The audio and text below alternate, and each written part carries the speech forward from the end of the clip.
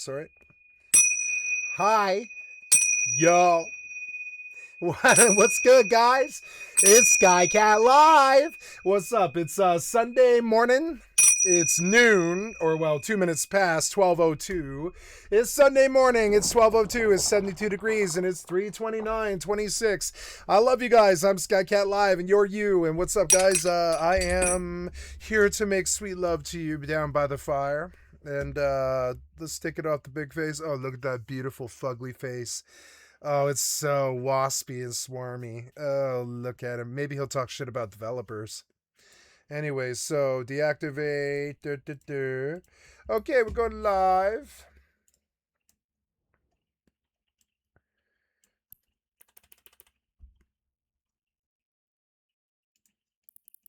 Okay. I will separate these beams and I'll run this thing. Okay, we in mining. Gonna get in and start chopping tree.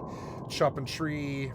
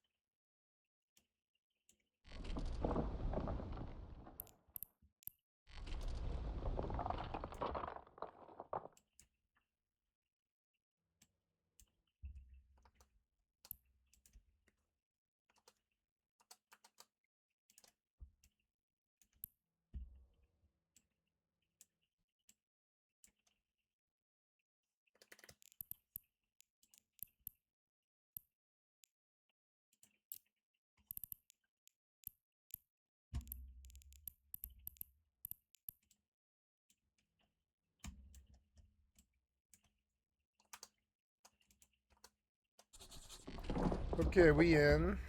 Oh, look at that performance. I mean, it's low, so it should be, but even a low, this game is gorgeous compared to a lot of other MMOs. And Whitewood. The trees look all unreal and bad now, but you know everything else is fine. All right, so now I will upload now before I get on anything else. This guy went live. Let's go back and check the details. Next. Publish, go. Okay, then we come back and we take a look at chapter 2.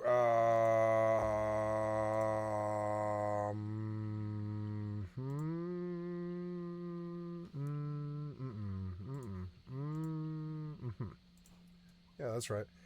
And then, that sound, what is that sound? It's annoying, stop it.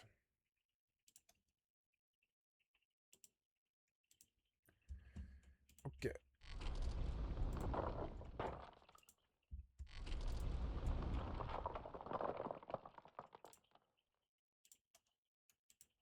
Um,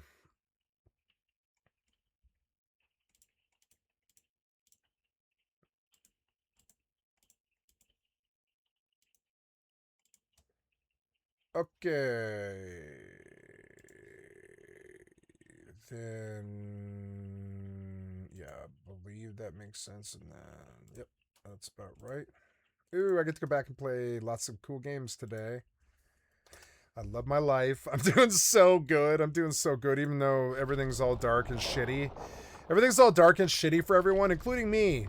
Like, you know, my reality could be ripped out from under me pretty much immediately, and I could be back on the streets tomorrow. And I don't think that's going to happen, but it could. And that's just how it's sort of like is for everyone.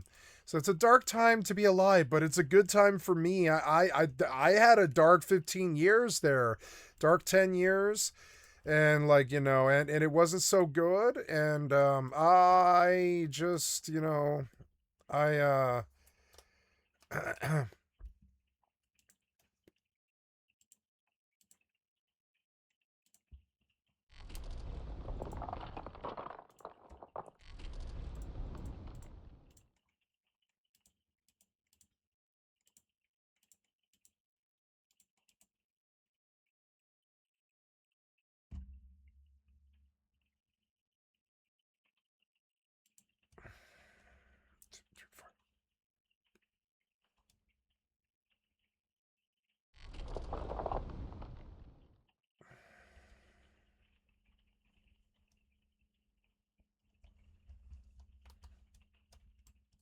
It's fun to publish my life. I'm actually really enjoying it. It's so fucking fun. Okay, so what else do we need here? Everything, all the ducks in a row. I think, yeah, so all the ducks are in a row. Very good, very good. And then, what the hell else are we doing here? We go, mining hold is at, 5 mil. Not bad. All right, let's go to work. Yeah. Could play some Bellright, but I'm not in the mood. I will play some 7 days, but I think 76 is where I'll start. 76, yep.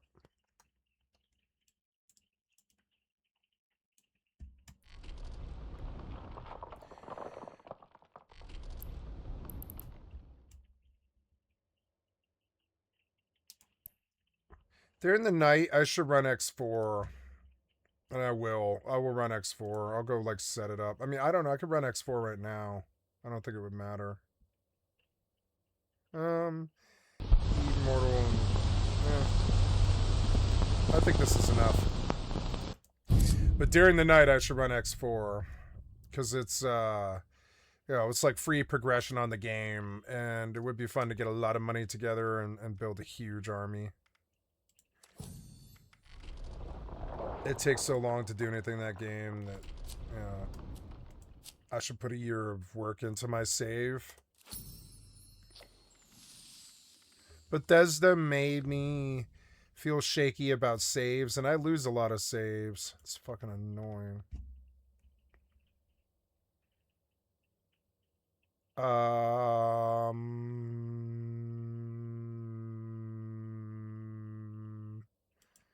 Yep. Just double checking. Okay, so in we go, and what's on YouTube? WoW was the last MMO lab. Man adopts tiny chihuahua. Why do we? I'm not interested in chihuahuas and dudes. Elder Scrolls Online, my new favorite skill. Really not too interested in... Oh, I mean, I don't know. I like Nice Gaming, but he's an ESO gamer and he couldn't stay on any of these games. Not interested. My brother's murderer will not be punished by slandered gaming. That's gonna get the click. You can, I mean, yeah, it's gonna get the clicks, so we'll add to queue. Epstein deposition. Oh yeah, this is Rotten Mango. You can legally claim U.S. lands, so I did. Is it legal? I think you're full of shit.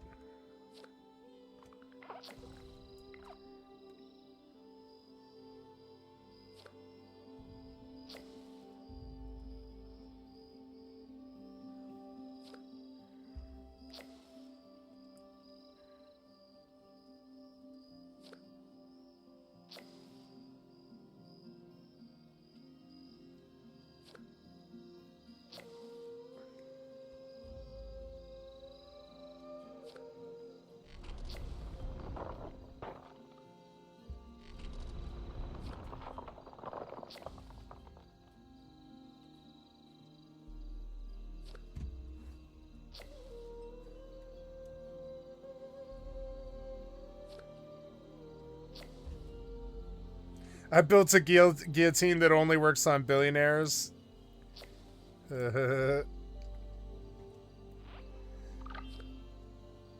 Millions of people are living in hotels now. Yeah. They have stated it's odd. Bada bing, bada boo. Premonitions have really bad PR. The science crowd is going to call it coincidence dressed in hindsight, probability at best. That's what a premonition is.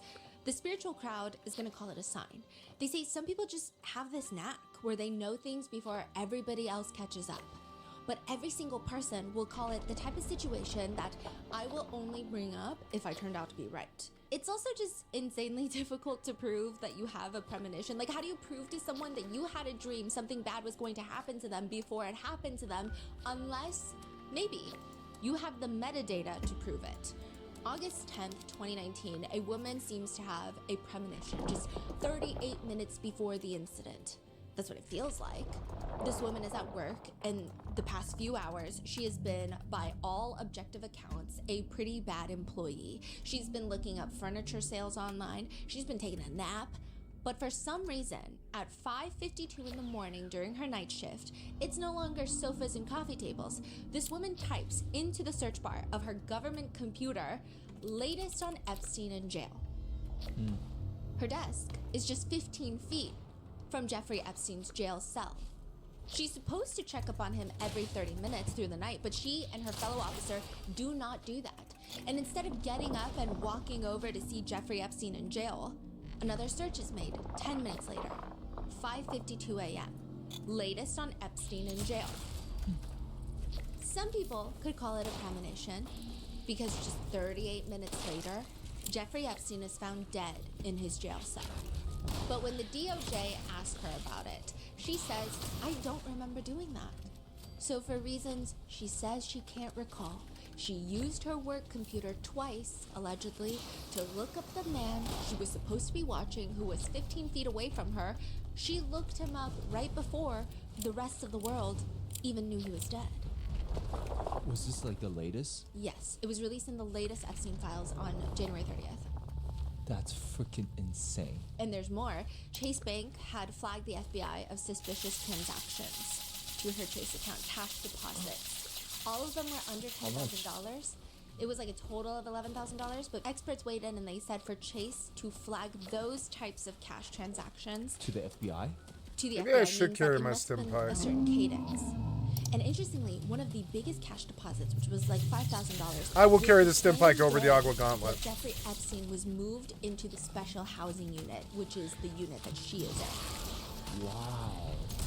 So all of this, I mean, the answer could be as simple as this is all a coincidence, or maybe it is a glitch in the computer, or it could be as dark as some people just know things before they happen, and maybe it has nothing to do with a premonition.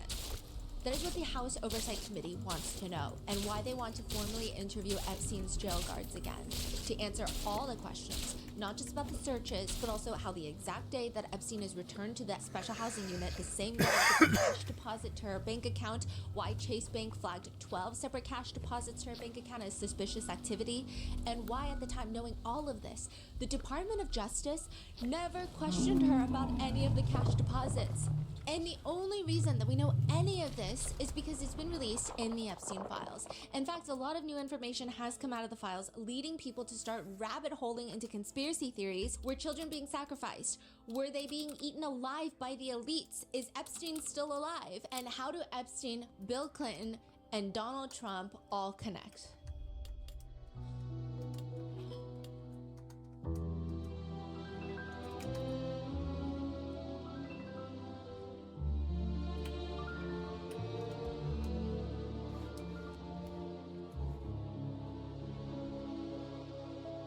Rotten Mango. I like Rotten Mango. We'd like to thank today's sponsors who have made it possible for Rotten Mango to support the Joyful Heart Foundation. They are working to transform society's response to SADV and CA and support survivors' healings. This episode's partnerships have also made it possible to support Rotten Mango's growing team, and we'd also like to thank you guys for your continued support.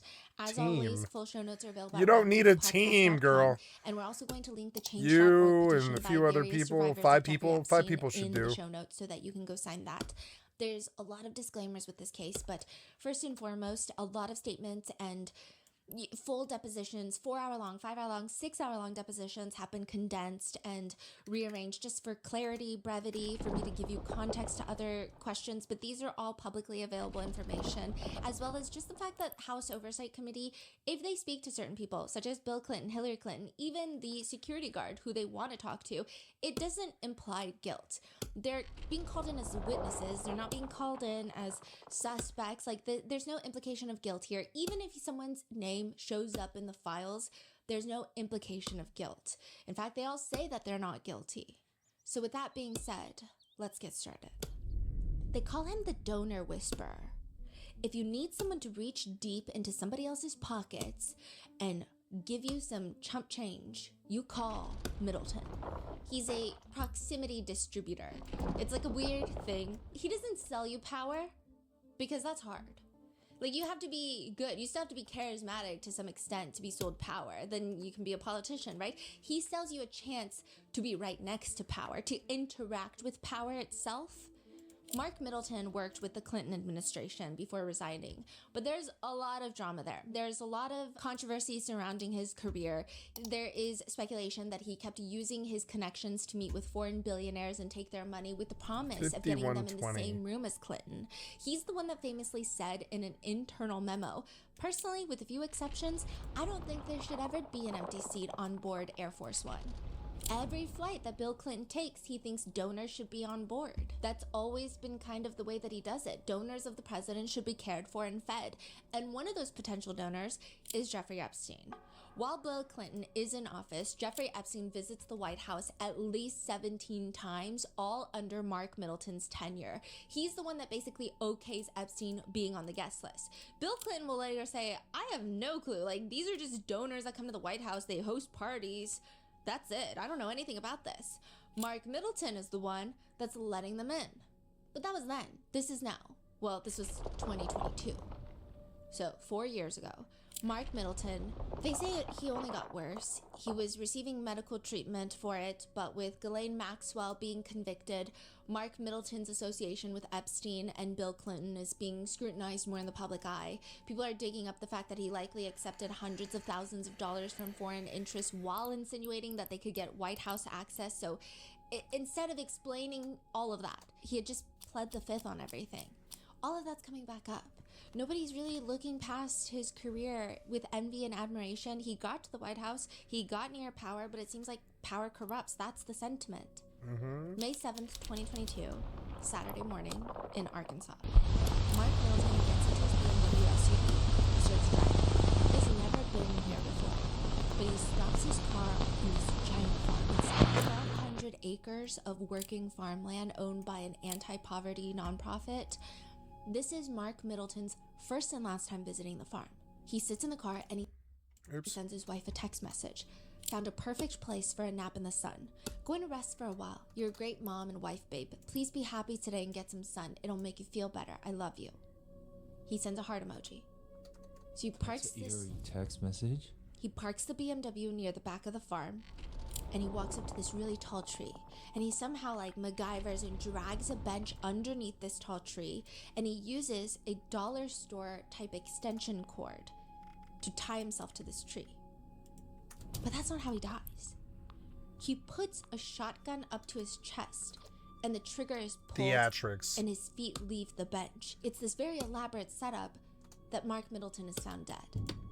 And for the past few years, since 2022, there have been whispers that Sorry, maybe... I can't really follow the like. What did he do? He tied a rope and a shotgun. Yes, to his chest.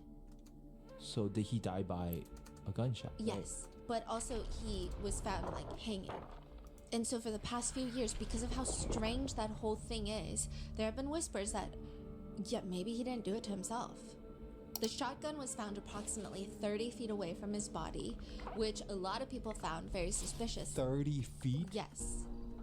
How 30 did feet. that happen? Some experts argue it could be from the recoil of the discharge, but even the shotgun aspect is bizarre because that's a very long barrel weapon. Yes. It's very uncomfortable to use, and more often than not, and I don't know statistically, this could just be anecdotal from researching, but chest is an odd choice.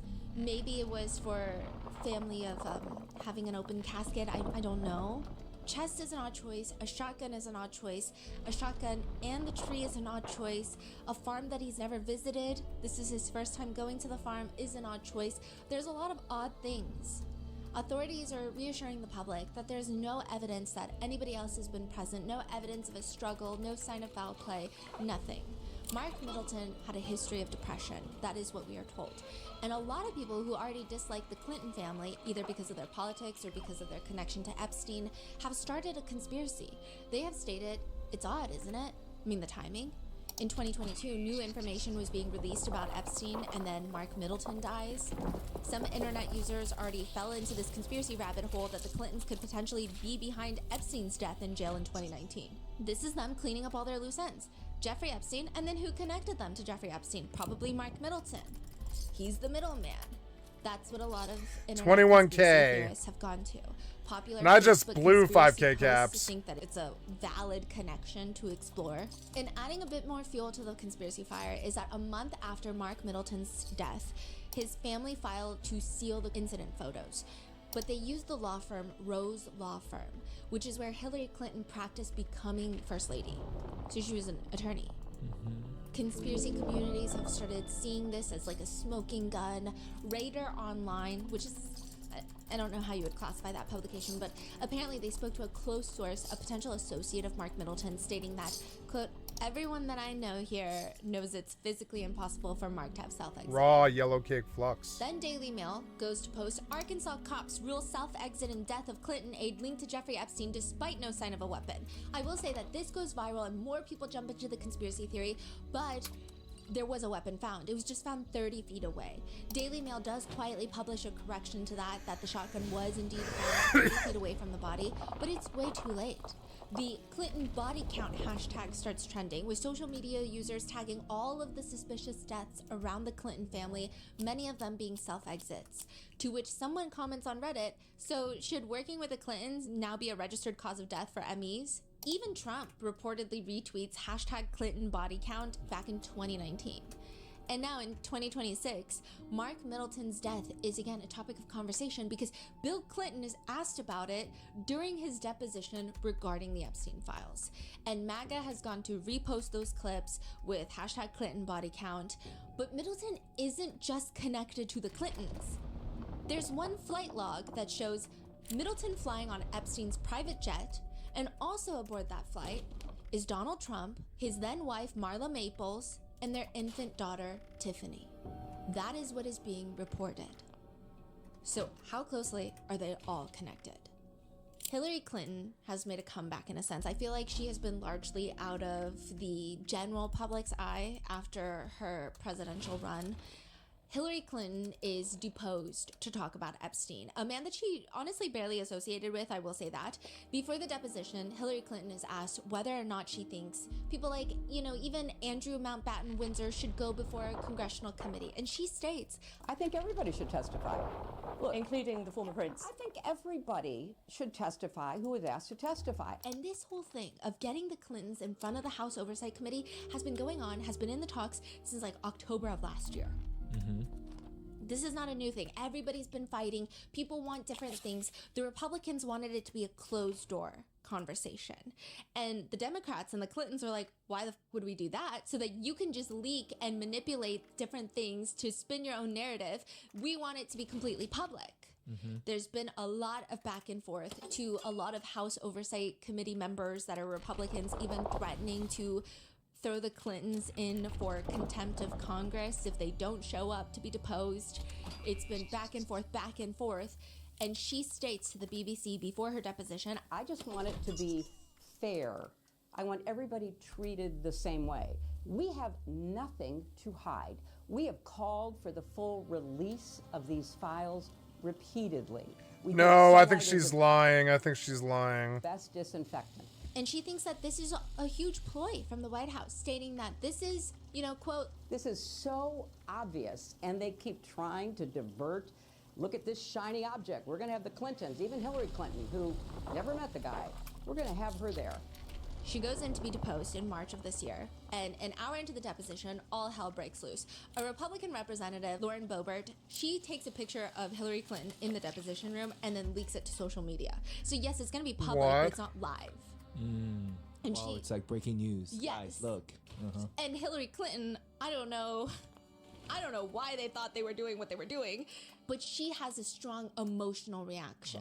And that's probably the clips that you've seen on social media where she says, I'm finished with this. If you're all going to do that, I'm finished. You can hold me in contempt until the cows come home. This is just typical behavior. And she storms out. There are photos that are being released of the secretary as she is testifying. Can you please explain how that I'm done with this. If you guys are doing that, I am done. You can hold me in contempt from now until the cows come home. This is just typical behavior. We will go off the record. Oh, for heaven's So I would sake. like to understand how that's permissible. It doesn't Excuse matter. me. We all are abiding by the same rules. I will take that down. Yeah, I well, would like to take a break at this moment. yeah, I would like to have I'm a done conversation. for now. go off the record. Bye. And then she comes back in. But I will say, the girlies, I mean, they seem to love Hillary Clinton's deposition for the sole fact of the people that are questioning her are House Committee Idiots, representatives. They're not attorneys. Hillary Clinton is an attorney. And the way that she's able to shut down questions, the way that she's able to just, I mean, I don't even know what her attorneys were doing in there because she was doing everything. She is sharp as a tack, whether you like her, you don't like her, you have your opinions on her. She was fully there. I am so tired of answering that question. If you have one scintilla of evidence to the contrary, put it forward. I have never been on his. That's the island. real problem And is people there's are no taking it evidence one what of they both did. ways. Some people think Hillary Clinton is the definition of stand by your man. And they don't say this in a positive way, okay? And these are mainly coming from Democrats because Republicans have a lot more harsh things to say, but that typically lies in the politics of it all, you know, right? But with the Democrats, because Hillary Clinton is a Democrat, they'll say, wow, she's the definition of stand by her man because famously her husband cheated on her with an intern in the White House, Bill Clinton, Monica Lewinsky. Or other people think she fucking hates her husband. In the whole deposition, she's like, why are you asking me? Go ask Bill. Why are you asking me? Ask Bill. Ask my husband, Bill. He'll probably know. I don't know anything. He'll have to answer that. You'll have a chance to talk to him tomorrow. You've subpoenaed him. He's going to be here tomorrow. You're going to have a chance to question him tomorrow. Well, you certainly can ask him. Okay. But I will say overall, there is nothing illuminating from her deposition. Truly, I don't think that Hillary Clinton has any sort of connection with Epstein. If anything, I think that Lauren Boebert is the one that gets the most hate in this whole deposition. She just was asking a lot of weird stuff. She leaked the photo, and then she was asking about Pizzagate, which I will say, What? the Pizzagate, as Lauren Boebert is asking about Pizzagate, is not real. Cringe. Pizzagate, the conspiracy she's asking about, is a debunked conspiracy theory that Democrats operated a child trafficking ring out of a Washington pizza restaurant. As you described Pizzagate as a baseless conspiracy theory, alleging you and others ran a child sex trafficking ring from a Washington pizzeria basement. It has now kind of transformed What? into something else, where people are saying pizza stands for child. So people who are into child trafficking will Well, I want to see the look on her face while she says this. I didn't know this whole deposition thing was this much of a fucking disaster. trafficking ring out of a Washington pizza restaurant. As you described Pizzagate as a baseless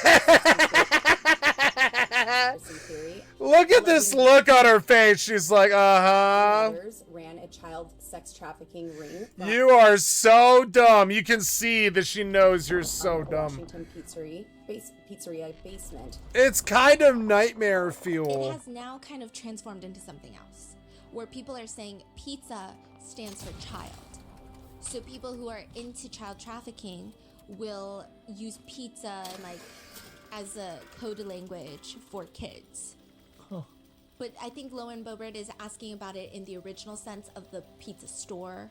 Like they all ran a pizza shop, but now social media has taken it to a different way of saying like, look at Ellen DeGeneres. Okay, I think like Adele was on a show with Ellen DeGeneres. Adele And in there's it. this game where Ellen Adele is DeGeneres. asked, what are other nicknames for private body parts or something along that line? And she says pizza is one. And she looks at Ellen DeGeneres, and Ellen DeGeneres looks at the crowd and she looks unhappy, and people have used that to say, oh, pizza, pizza. Name 3 names for your lady parts. Mini Move, a JJ, and a pizza. Like there's been a lot of like conspiracies going on, but you know what's not a conspiracy though that I think? There is a pizza situation in DC right now that we should also be looking at. There were reports that there is a pizza shop near the Pentagon that their sales have gone up exponentially since the war in Iran has started. So whether that's foreign intelligence coming into the pizza shop to eavesdrop, whether that's people ordering pizzas to the Pentagon, I don't know. But she kind of comes out of this deposition as the one that did not perform the best. Hillary Clinton, overall, from what I can see, a lot of people like her deposition.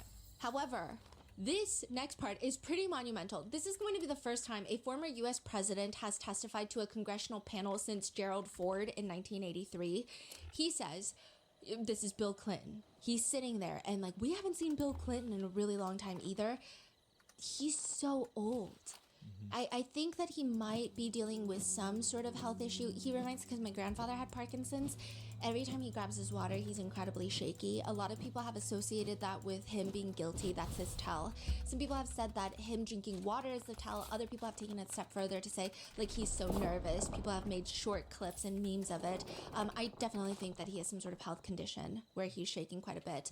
First of all, good morning and welcome to all of you to It's palsy. our hometown.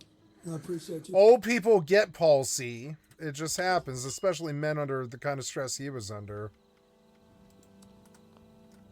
They get palsy because they like work hard all of their lives. They never ever take it easy. They think life is just like that. I don't know, man. I think it's actually more like we're gorillas sitting around trees, kind of foraging for nuts and fucking and eating a lot. And I don't think we're supposed to be going like fucking Corpo Stooges 90 years of our lives or whatever. It's fucking stupid. That's what he did. And of course he's palsied. It destroyed his brain and his body, just like being this Corpo Stooge. For as long as he was. Coming here. I'm here today basically for two reasons. First of all, I love my country and the Constitution, and I believe America was built on the idea that no one is above the law, especially presidents, and that we should all live by the same set of rules shaped by the Constitution. Democracy requires every person to play their part, and I hope that by being here today, we can bring ourselves a little further away from the brink and back to being a country where we can disagree civilly and search for the truth and justice. The second reason I'm here is that You're not in office anymore. Stop grandstanding. Shut the fuck up and answer the questions. Not just justice, but healing. They've been waiting too long for both. He states that he was only briefly acquainted with Jeffrey Epstein and it ended years before his crimes even came to light. So this is pre-2008.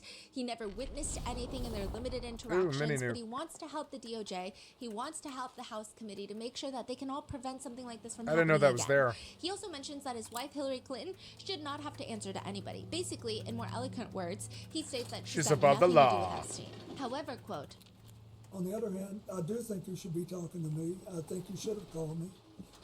I did take those plane trips with him, and you have a right to ask those questions. So I'm glad to be here, and I understand what the oath is. I have to be honest with you. Be 80 years old if I live to my next birthday. I don't remember everything that happened 24 years ago, but I do remember some things, and I will tell you what I remember as best I can. But I will say, just before we go into the deposition, there is an uncomfortable moment later on where Bill Clinton is asked if he's ever lied under oath or during a deposition. Which we know he has. No. Yes, you have. In a deposition. Yes, you have. Yes, you have. You were impeached for it. Why did you say no? Well, you mean the one you were impeached for. Besides that, maybe not. Have you ever lied while under oath? Yes, that's why we impeached you.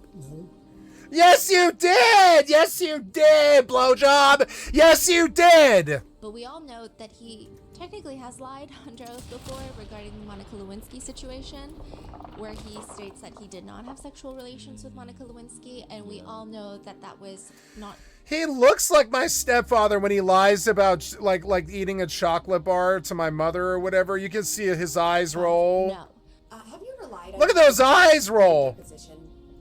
Blink. No, eyes roll. Lie. Have you ever lied while under lie.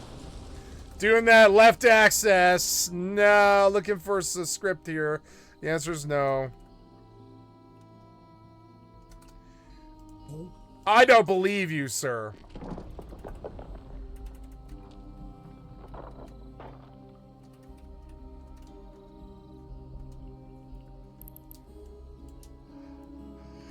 We all know you lied about the blowjob. I'd probably lie too if I was president, you know? It's like, do you want the world to be focused on the blowjob or do you want them to be focused on America?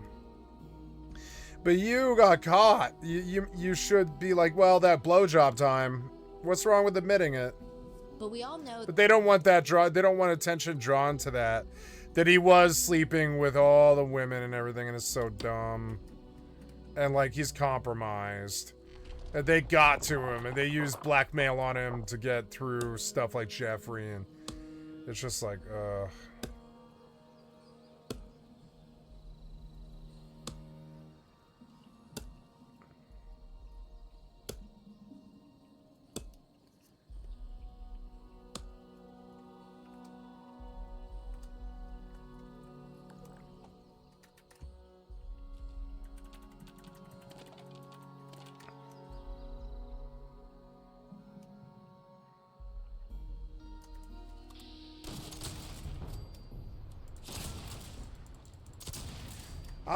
I at some point I became a ghoul RP. I like RP ghouls.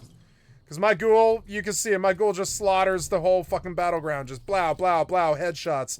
All like the old Fallout. Kind of like Fallout Tactics or whatever. I just blast everything in the fucking head. Where are you? Where are you, stupid guy? Headshots, sorry.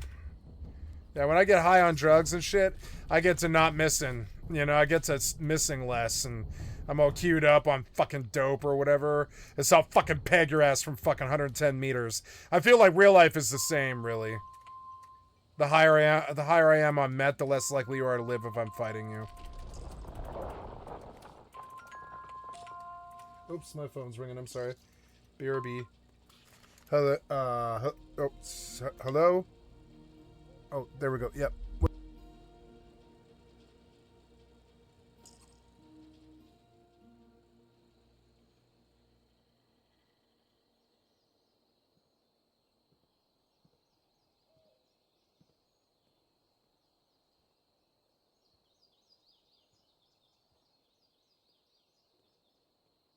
I have been offered some snacks. I'm going to say yes to snacks. I'll be right back after getting snacks.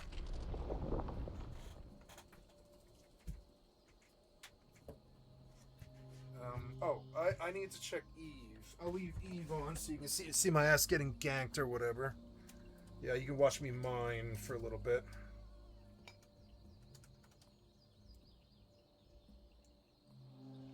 Yeah, we're doing great. Yeah. Press. Cool. Watch me mine. I'll turn off all the crap and everything. Yeah, we can just watch me mine. You guys can watch me mine while I go get a plate of food. I'll be right back.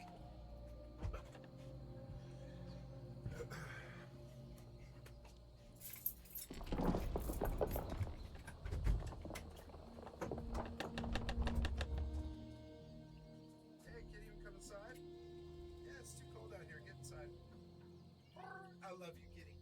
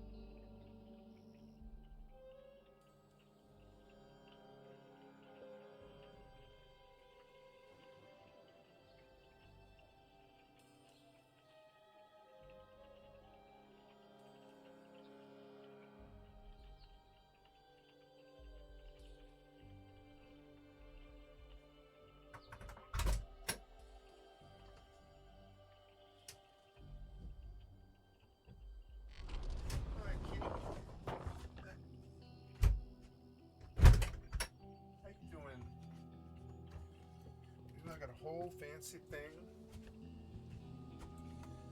Ooh, whole fancy thing. All right. I got a whole fancy spread. I want some ice. Let me get those separate glass, I guess. I usually do this.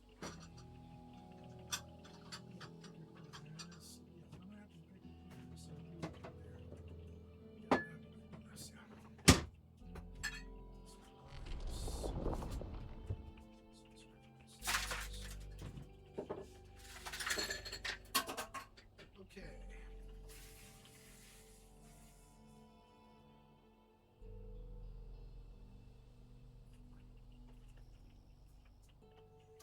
How are we doing here? Are we mining? Yes. I think I just filled. I just now filled up, which is good. That'll be some money. No, I didn't fill up. No, I haven't filled up. Okay, keys. I have lunch, which is a whole bunch of crackers and finger foods because my mom had a function at her house and she left me some pub cheese and oh, yep, there's that sound. And we got back right to the second, which is awesome. Okay, let's take a look at things here. Anything that is true and he owns two in the S, but he will lose. Once he get the loot, people have been in. If you could, we would have done it a year ago.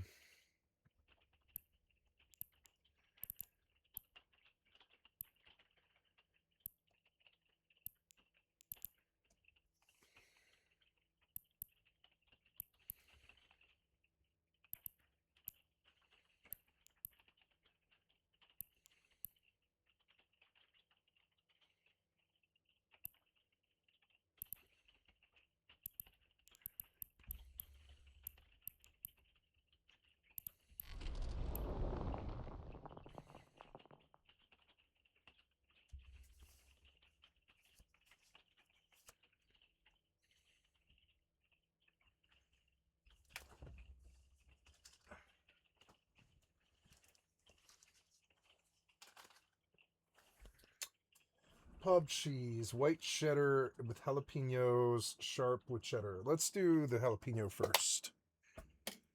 Well, no, I guess I want to do the softer first. And then move to the jalapeno because the jalapeno is going to sway everything. Look at this fucking spread she gave me. It's just a paper plate, but it's a whole bunch of crackers and olives and fucking gherkin pickles and fancy cheese and stuff. It's like a Skyrim setup of like what you would see on a Skyrim table. Baby boomers are just crazy.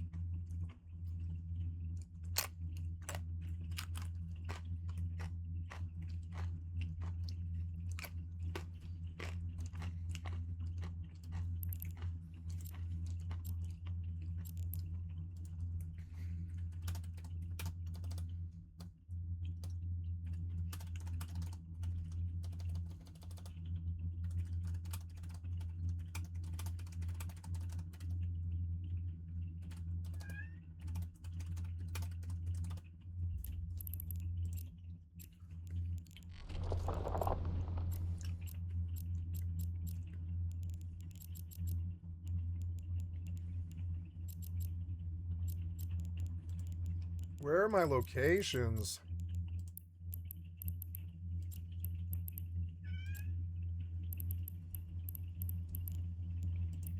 Where is my intro?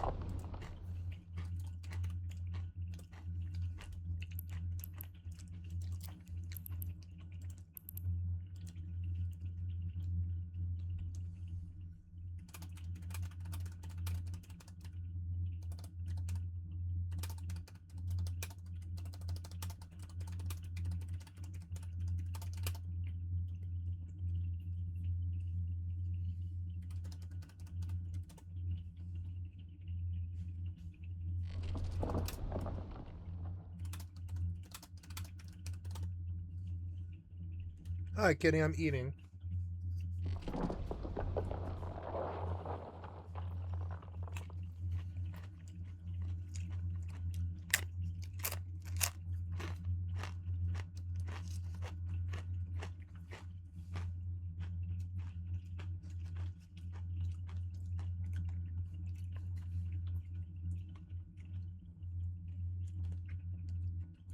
Get out of my food. What are you doing, kitty? Get out of here.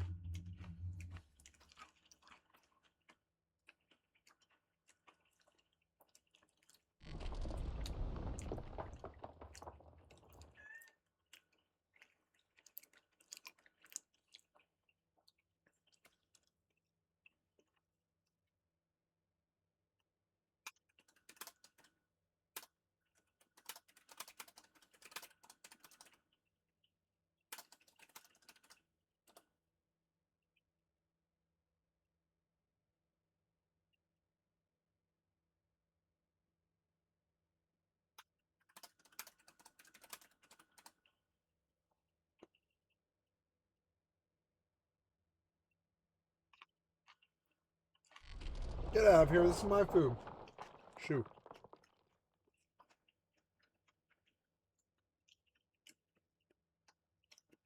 My God, this stuff was good.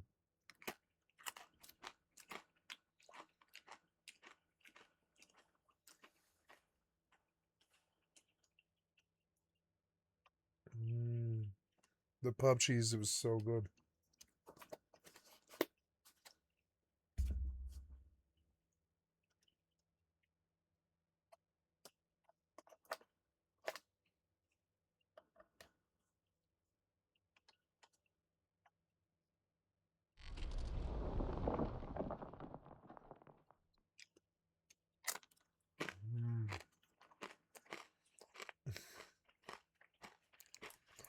Kitty staring at me isn't going to fix it.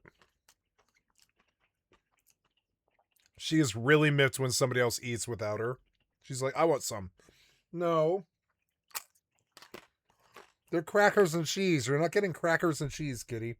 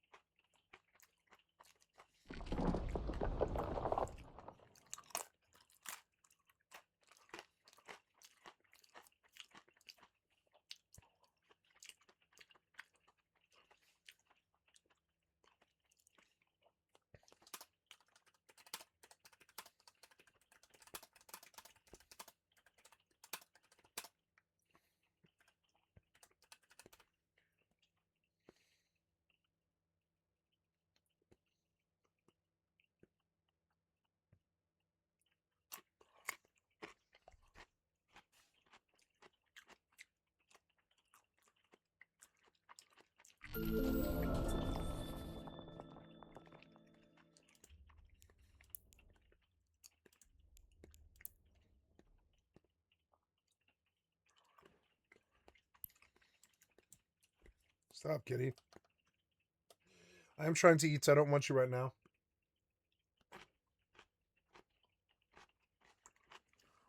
Mm-hmm.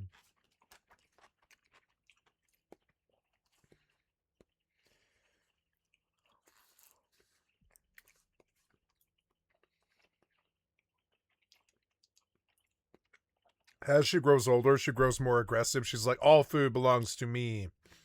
Because she knows that her life is slowly starting to sort of peter out, so she's a little bit more selfish. She's like, I want the food.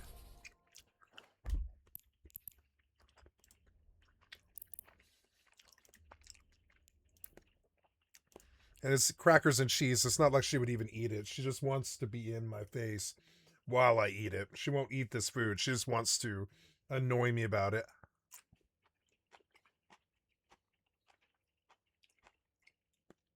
Yeah, there's nothing on this plate that she would actually eat. She just wants the food. She's like, this is food. I want it. You know? She wants possession of it. She's like, that hoard of food you have on that plate, it's mine now. She's such a battle kitty.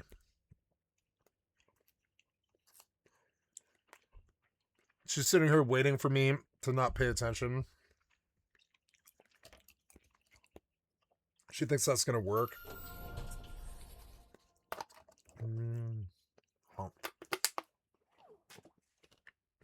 Lunch was good.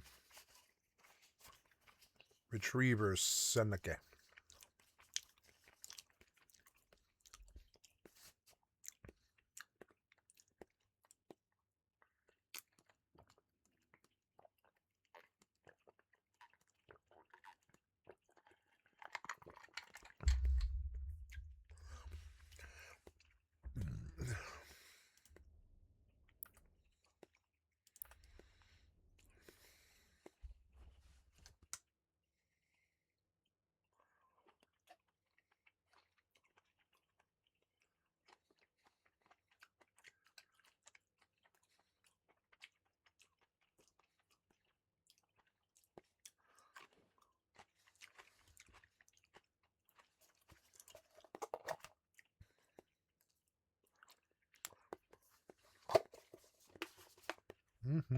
Okay, I'm going to put all this in the fridge.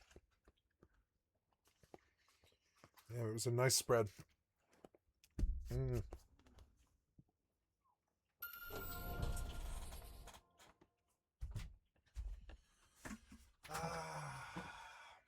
was a good meal.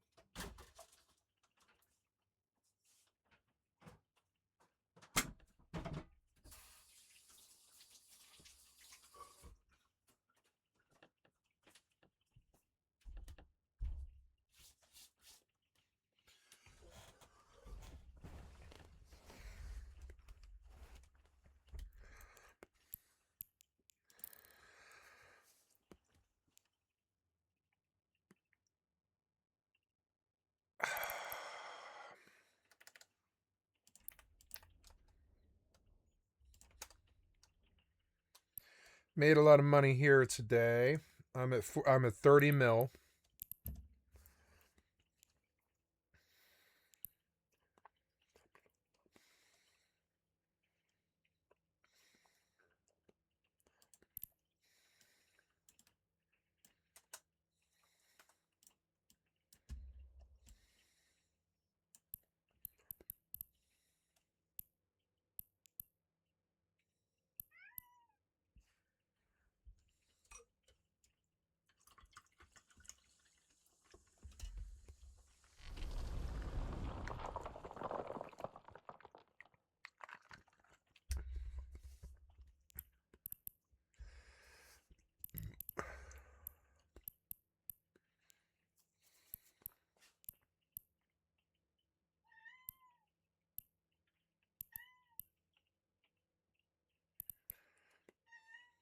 Yeah, you want to go outside? Okay, I'll let you out.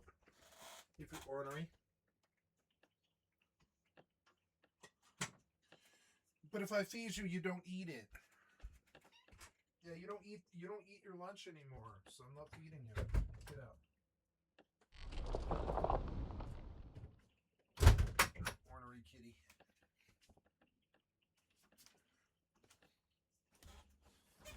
Okay.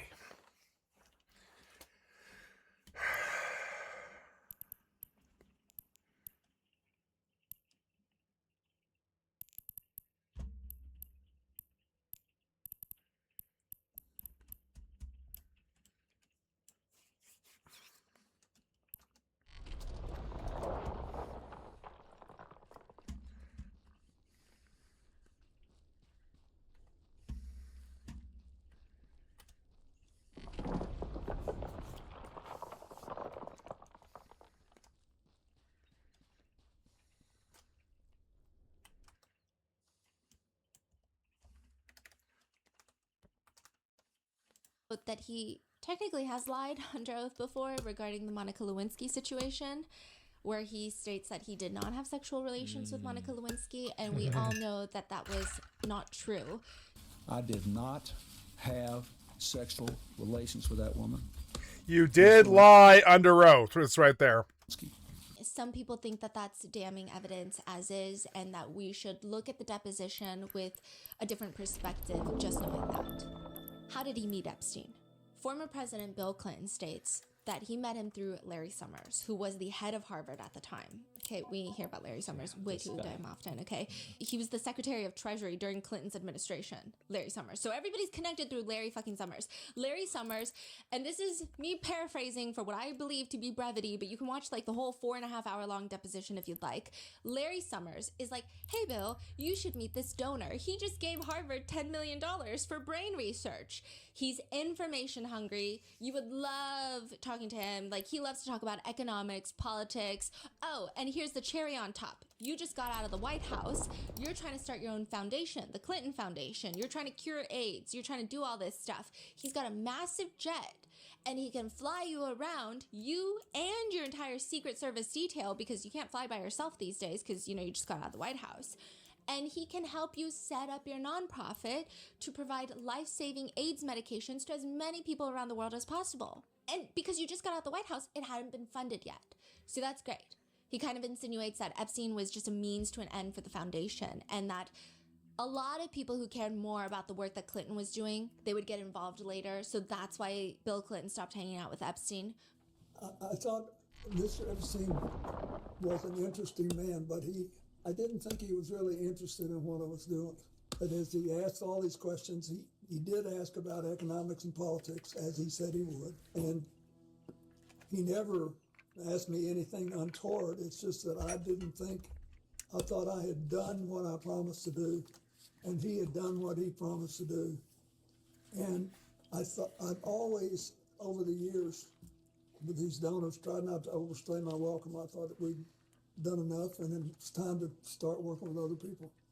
Which, side note about Larry Summers before we move on, he has resigned from his academic and faculty appointments at Harvard. So remember, he was then president, but then he was working as a professor, and then the Epstein files came out, and then he gave this whole like weird Epstein lecture to his students. Especially my show, respect to what I did in communication with Mr. Epstein. He also stepped down and parted ways with the New York Times, Bloomberg, and OpenAI. He was on the board, I believe. Yeah. Or some advisory or something like that. But Bill Clinton, interestingly, describes Epstein as a vacuum cleaner. How would you describe the substance of your conversations with Jeffrey Epstein during the many hours that you spent together on the aircraft? Well, at first, he really seemed to be like a vacuum cleaner, like he really wanted information. There was nothing overtly manipulative about it. He wanted to know. He was sucking up little girls. What did I think of like a vacuum trading? Did I think that the stock market was properly regulated, or did it need more? And it was great for the first, 2, 3, 4, 5 conversations. But I could tell that it was like, you guys are in politics. Don't you ever feel like sometimes somebody's talking to you and then they're just checking the box and they got to go do something else and be somebody else? That's the way I felt. So if he's saying it felt like Jeffrey Epstein just wanted to say he knew Bill Clinton. Which is kind of alarming. The House committee wants to know if perhaps Epstein was trying to get specific information out of Bill Clinton. That would be a huge concern for national security if, let's say, a trafficker has blackmail against very well-connected, politically one of the most powerful people on the planet. What could happen then? Why did he call him a vacuum cleaner, though? Just wants knowledge. Just like vacuum cleaning information. Yeah, but at the same time, he doesn't really care. Yeah. He just wants information to be used on other I imagine he's like the type where you sit down and it's rapid fire 25 questions. And if you don't answer in the way that they think is entertaining or interesting, they just move on to the next person. Is kind of the feeling that I get from his response. But they ask, you know, was he ever trying to monetize the relationship to your knowledge? To the best of my knowledge, he never did. Did Jeffrey Epstein ever inform or represent to you that he was working with any intelligence service of any nation, including the United States? No. But they show him a picture of a man named Marius Robert, whom Clinton says he doesn't know who that person is. He's like, I've never seen this person in my life. I don't know who Marius Robert is. But they're like, what about the passport photo? He's shown a picture of a passport. They're like, the passport name is Marius Robert. You don't know Marius Robert, but who does the picture look like? It looks like Jeffrey Epstein. They explain, the reason I ask you about this specifically is because I do believe that Jeffrey Epstein was an intelligence operative. So this was a passport that was actually entered and released by the DOJ. It was found in his safe, if you will. So it's an alias. The reason I ask you that is, given your nature and position, I'm wondering if you were essentially targeted by a honeypot operation and or by intelligence to gather information. Bill Clinton smiles. Is there a question? So with that, one of the main people under fire with the new Epstein Files release is Howard Lutnick. He's the former New York City neighbor to Jeffrey Epstein. He's a neighbor? Yeah, like next door neighbor. And according to Politico, Howard Lutnick has stated in a podcast that he vowed back in 2005 that he would never be in the same room as Epstein ever again. Which is like a very odd thing. Why 2005, right? But then according to the file dump, Howard Lutnick also reportedly invited Epstein to a 2015 fundraiser for Hillary Clinton. So it's unclear if Epstein went, but what the hell? Okay? Who is he? He's the Secretary of Commerce appointed by Trump. They're trying to get him to resign as we speak. And he was just a neighbor. Yeah, back in the days. He was a neighbor, and he was, I mean, at one point close to the Clintons, who are Democrats, but now he's the Secretary of Commerce with Trump. Yeah, but he was right next door to Jeffrey Epstein's $250 million New York City just mansion. So he goes on this podcast, Howard Lutnick does, and he said that he and his wife were invited over to Jeffrey Epstein's house because they're neighbors. So it's like, hey, billionaire and billionaire, let's all meet. I don't know if they're billionaires, but... So they see this massage table just in the middle of a room in Epstein's house, and it's just candles everywhere, and Epstein creepily insinuates that he gets a massage every day. The right kind of massage. And the right kind of After this op ends, I'm going out to start Poshvon Planetary Interaction.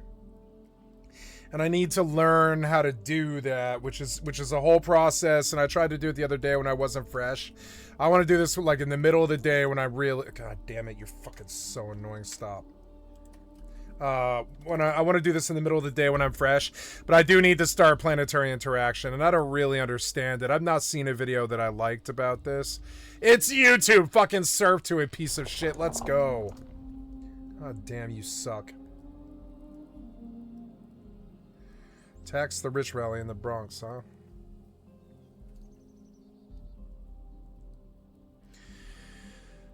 So, I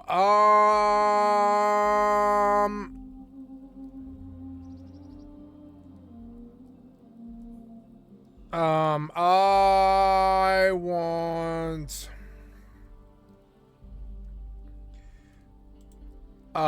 to look for Eve Planetary Interaction.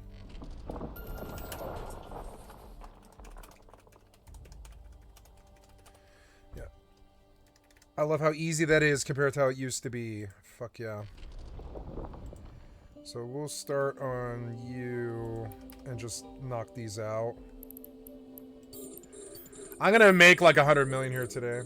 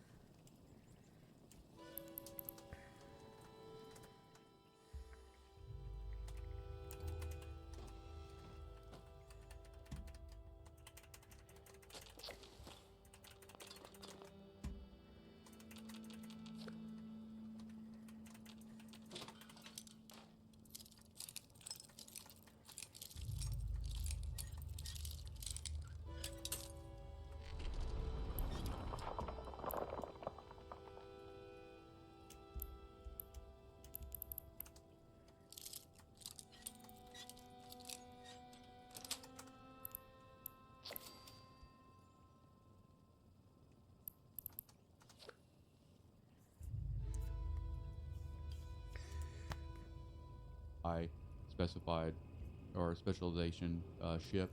This ship will have a. This guy was more clear. Hold, as you can see here, which is scaled by skilling into the Galante hauler skill, which I recommend getting to 4. This will hold up to like 63,000 cubic meters. It also has a command center hold as well, which can hold up to 6 of these command centers. These command centers will weigh 1,000 cubic meters, so keep that in mind when you're carrying these out to null or wherever you're going to be setting up. And you want to be able to, these have to be in your hold in order to place them on the planets to start building. So right now, as you can see, I've got 5 in the hold here. I have a barren, plasma, lava, temperate, and ice. There are multiple different kinds, and depending on what kind of PI you're looking to extract and produce, then you'll have to figure out what you want as far as command centers go. As far as scouting planets go, if you go to the agency here and then you go to resource harvesting and then planetary industry, this is going to give you an interface to look at the planets in the system and adjacent systems. Now, sometimes based on your skills, you might not be able to see things that are like 1 or 2 or 3 jumps out. It really depends, but I would only really worry about doing planetary industry inside the system. I don't try to gate ethanols or anything if I can help it. So I try to keep all of my planetary interaction, my PI, into one system. I'm giving you some ideas about how this interface works. This is the current system we're in. These are all the planets that are available. You see the type, and then it has the system and then the planet number. And then down here, this is a resource, and then this progress bar represents the density for that resource on that planet.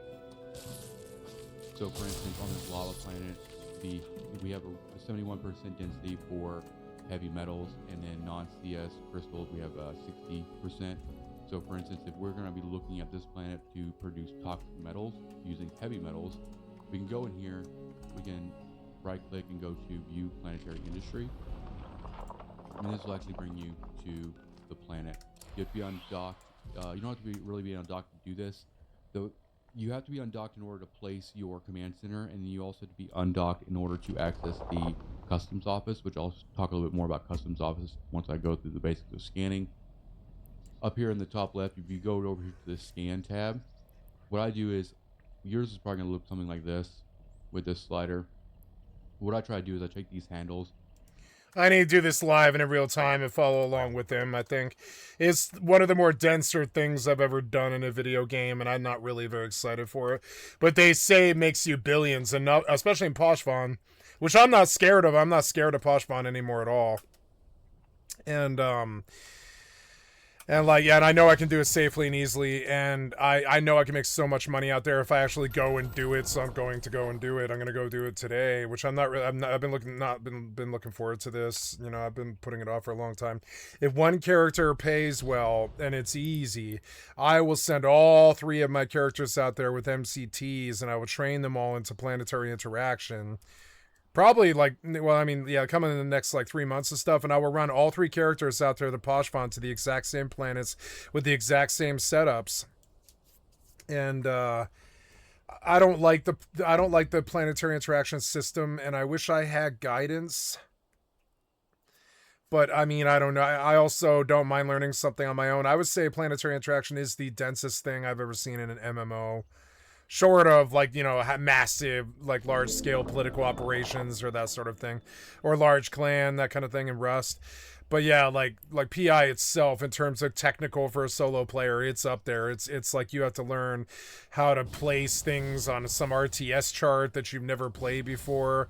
It reminds me of playing some really obsolete military sim board game. That's what PI reminds me of. It reminds me of a really obsolete military sim board game that'll take 8 hours to learn. Fucking annoying. I wish I could just put that on. I need to watch a bunch of stuff about this too, which is also really, really annoying. If I go back, There's one I have to watch about. I need to watch the refresher about there's templates now. So you can borrow other people's templates. And I think that would give me an advantage and save me some time. But no, I don't think, like, if I'm going to do PI at all, I should learn it all in its entirety so that I can do it for the rest of my life. And that's how they view it too. And it's probably easy. And I've done it before, but it's also something I didn't cotton to. I was like, I don't find this fun. I'm not sure the income's worth it. But if I can keep three characters doing planetary interaction, which is passive income, in Poshvon, which I'm not scared of, I'm not scared of that. I had the bankroll for it too, and it doesn't cost much money to do. It takes time. You have to learn PI on all 3 characters in its entirety, which takes, I would say I'm probably about 2-3 months away from that if I were to start the training now. But also I'm training Catalyst so I can defend this corp in high sec.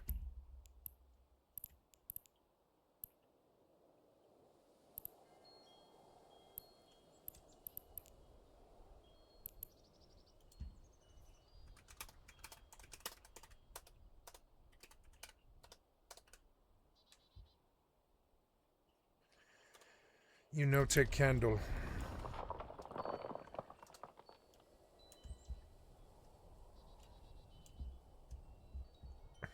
Take candle.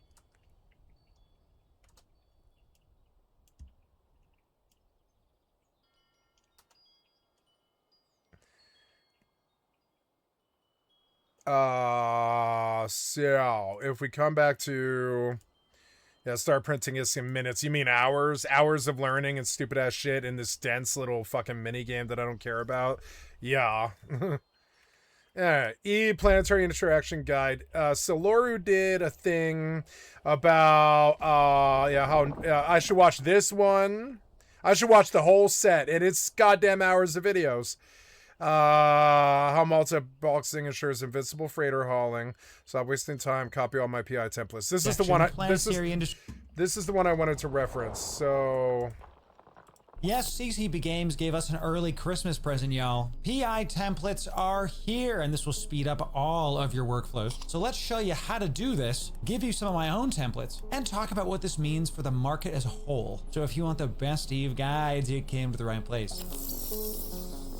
Ladies and gentlemen, welcome in. Loru here, digital advertiser, content creator, and Eve enjoyer for the better part of 10 years now. And the number one thing holding people back from doing planetary industry is how long it takes to set up. Well, no longer. You can simply copy and paste the templates across your alts and take what was once an hour. So once I learn on my main, that is lucrative to me, because once I learn on my main, which is not that easy, you can see it's kind of a technical ass mini game that's like playing an old game of Risk or something. It's fucking stupid. It reminds me of Warhammer. Frankly, it doesn't look that simple to learn. It looks technical and fucking annoying. It always has. I've tried a couple times. I'm like, no, I can learn this and torture myself and get angry, but I'm autistic and I hate this sort of stuff. I know I'm not good at this sort of stuff. I've been avoiding it for years, but he's saying once you set up on all those planets, exactly how you set up on all those planets, you can just triple it to all 3 of your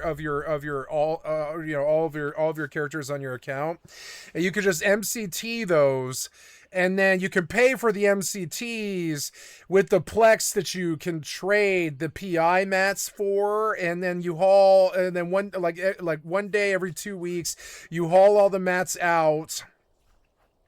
I guess it's so much work. It's so much work. Maybe I balk at how much work this is, kind of. It's not work per se. It's waiting for time to pass by, but it's also like, I don't like repetitive stuff like dailies, and it reminds me of dailies. I think it's kind of cast and forget. It's probably not as bad as I think it is, but I think it's kind of the difference between a real player and sort of just a kind of an enjoyer. Is if you go and learn all this, you probably do make a lot of money. You might, and my main thing is would it pay for my main account and 2 MCTs to run my alts? If it would do that, I'll take the time to learn it. It's not that hard, but it's just, is so technical and so slow to learn it, and it takes about a month of skill training on all 3 characters and all this, and then you got to keep the other two characters MCT, which means multiple character training. That's expensive. That's either real life investment or disc investment of what you're doing with the planetary interaction. And and I look at this and I'm like, do I want to waste my time doing this stupid shit? But honestly, what I'm scared of is, does it fluctuate? Like, does it fluctuate? Do I have to make a lot of How passive is planetary interaction? What's the littlest amount I can do for the most money? Let's go ask what the AI's conception of that is. In EVE Online, I'm about to do planetary interaction in Poshvon, and I'm wondering if you can give me an indication. I've never done it before. How much passive work is it to do the least amount of work and check it like every 2 weeks on 3 characters? How long does that take to check 3 characters every 2 weeks or whatever? Can I haul with one single character, or do all 3 characters have to haul their own stuff?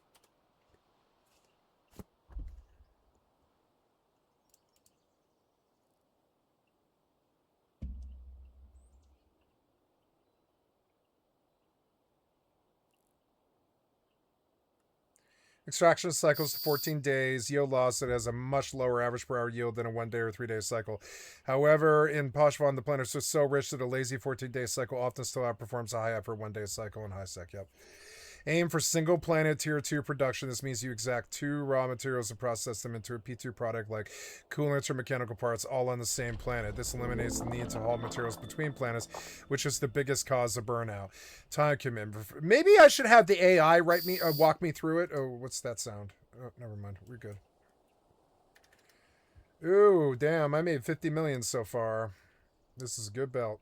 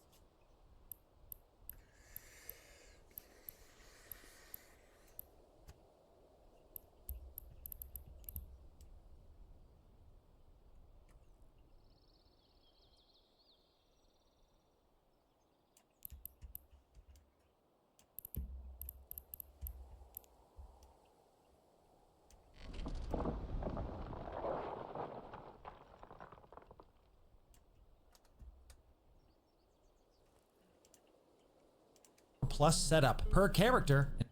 Turn this into minutes. As of the recording of this video, this is a test feature. You're going to press escape and you're going to click the feature preview section, planetary industry, and press enable. You won't see the various windows you need until you click those buttons. Now, once that's done, you're going to click into your actual template itself, and under build, you're going to see these new buttons here. You can either okay, under build and scan. Okay, so once I do it once, I can spread it to my other characters and use it on them.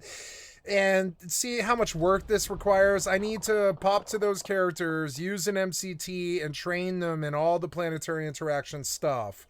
And completely change their training now.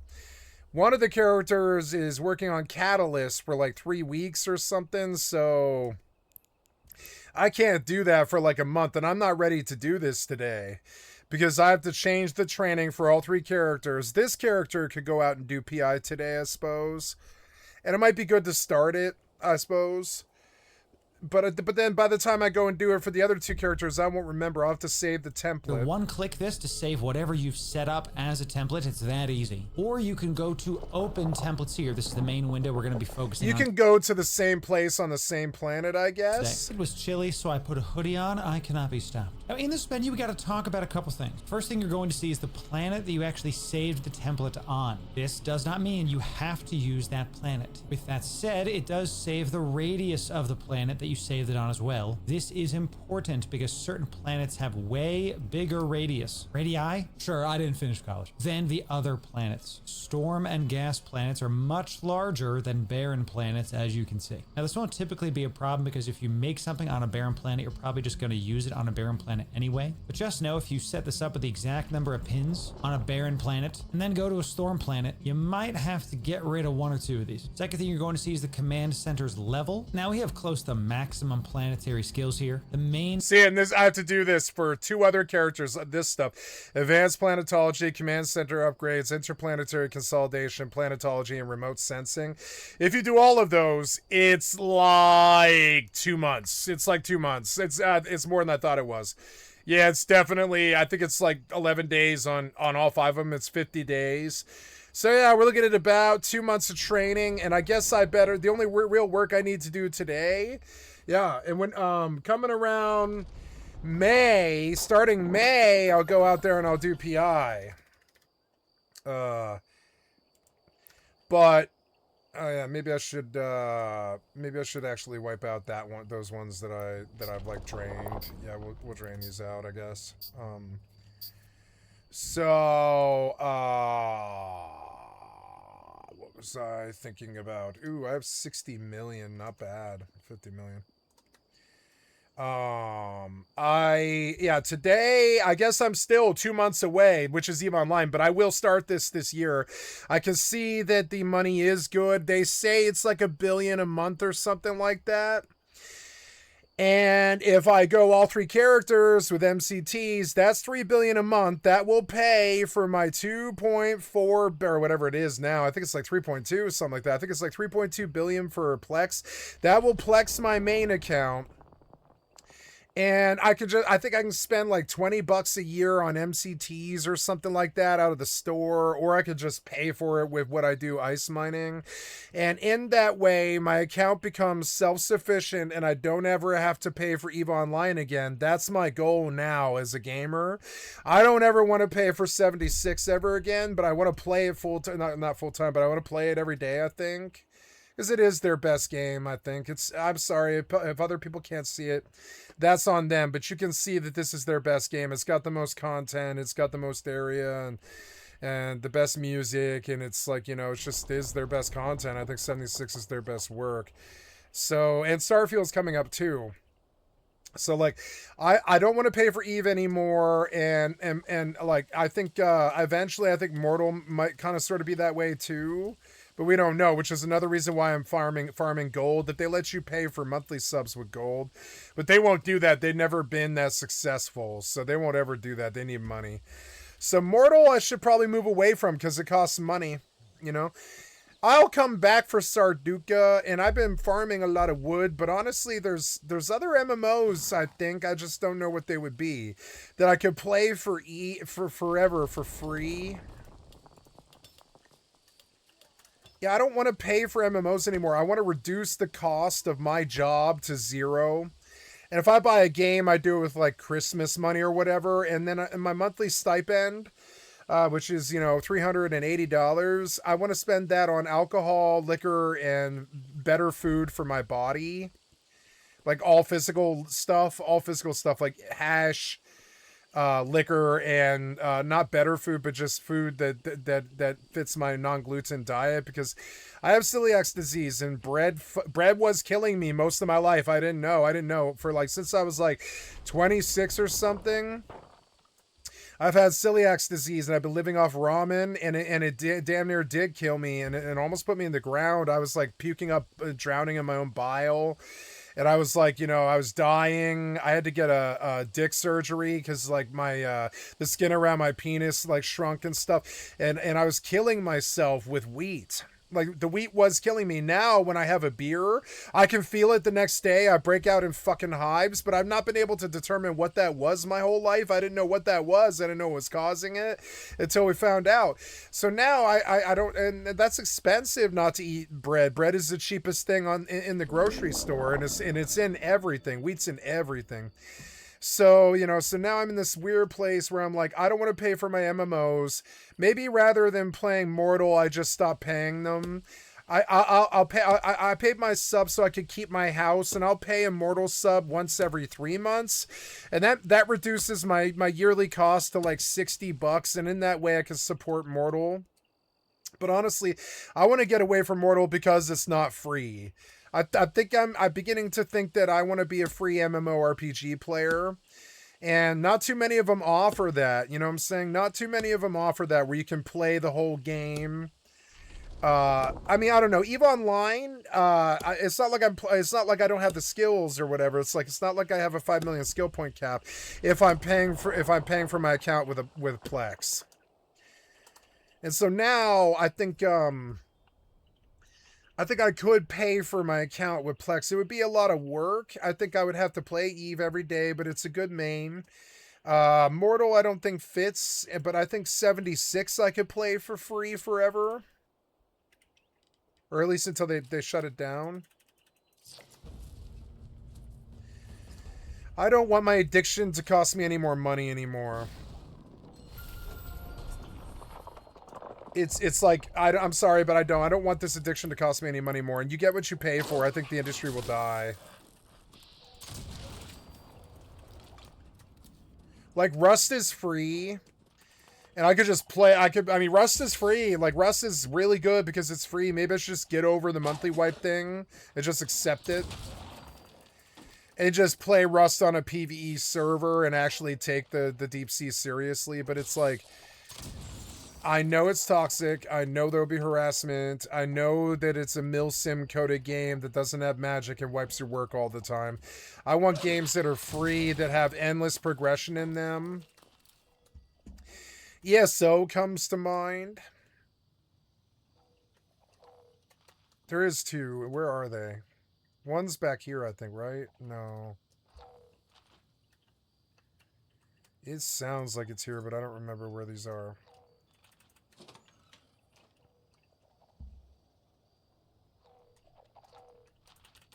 What is that? It's yellow canister.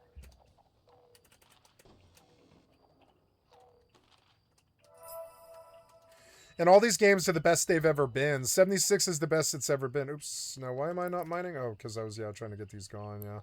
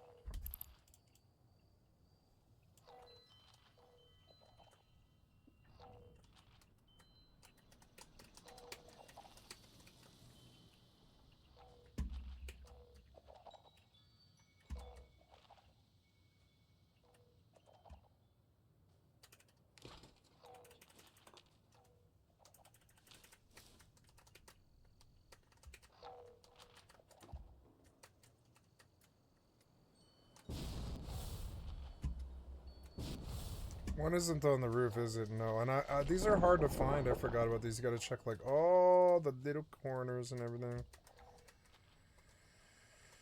Oh, little corners in here. There's, I think one of them I thought was back here, but I really don't remember. Yeah, there we go. There's face paint fundamentals. Not bad. No, the other one was harder. I think it was on the roof, wasn't it? I think it's like... No, it's not on the roof, no.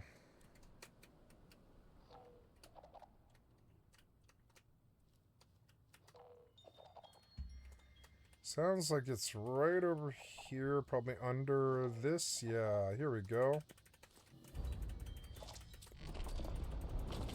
The Windows Sonic for headphones, it's like $7 or something. I bought it, and it was worth the money. It's like worth the money in my opinion, because you don't ever have to install any 7.1 surround sound. You just have 7.1 on Windows. It's not amazing 7.1, but you can tell what direction things are coming from. You can. I probably want something better for Rust if I was playing competitively. But that's about the only time I really, or like Siege or something. But I wouldn't, you know, but beyond that, I wouldn't really worry about the Windows Sonic for headphones. That's the best $7 I've ever spent, because it just like took my nice 7.1 headphones and actually makes them work all the time without having to install stupid piece of shit programs like Razer Cortex or anything like that. It just gives me a 7.1 pretty much the minute I install Windows, and I think it was a good investment. You just have to go turn it on. That's all. You just go turn it on, and then it's on permanently. You have 7.1 on all the games, you know, if it supports it, if the game supports it binaural. Okay, we're done with that daily. Dangerous Pastimes just popped, but we'll come back into that in 5 minutes or something. Yeah, we'll come back into that in 5 minutes when they get a bigger thing. I like that fight, but it's like, I don't really care. I don't care to run events for 10 minutes. It's not really my favorite thing to do. 60 mil. I'm up to 60 mil after the tip, which is fucking sweet. Just the tip.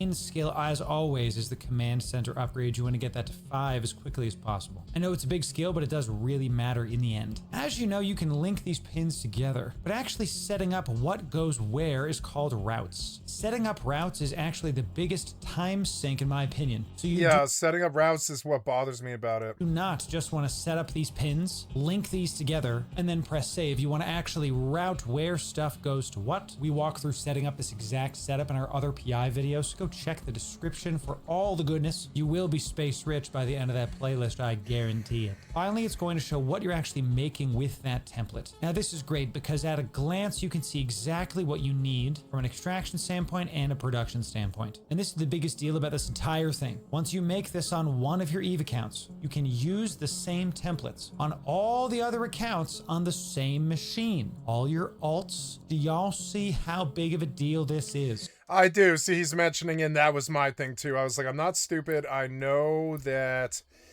I'm not stupid. I know that I could be running 3 PIs on 3 characters on just one account that I pay for with the money that I make playing the game. Then EVE Online becomes free for me, and it is like the greatest MMO. It's why it costs so much money. It's because it's just like, it is the MMO with endless depth that never gets boring, really. And at least if you like that style of game. If you're okay with spaceships as opposed to fantasy characters and swords. Or, you know, guns.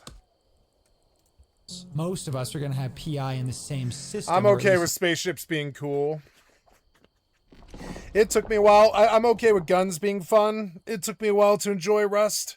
You know, until I was like late 30s. I was like, nope, I'm a WoW player. I don't think I would play a competitive shooter. I just don't have the skill, etc. And I went to Rust being like, well, I'm gonna suck at it, and I did suck at it. I probably still suck at it, probably better than some people, but now with some hours. But I'm not like, you know, I still suck at it though. And I look at it like I'm okay with guns. I don't want to live there every day. I would live in a medieval fantasy setting every day and a spaceship setting every day. But I wouldn't live in a Rust setting every day. It's far too paranoid, and the guns, they get boring. They don't have the 3D tactical depth of a spaceship battle. Anyways, nah, we'll go to Dangerous Pastimes before it ends. It's probably about halfway over right here. I guess I'll take like the last little 4-minute fight or whatever it is, 7-minute fight.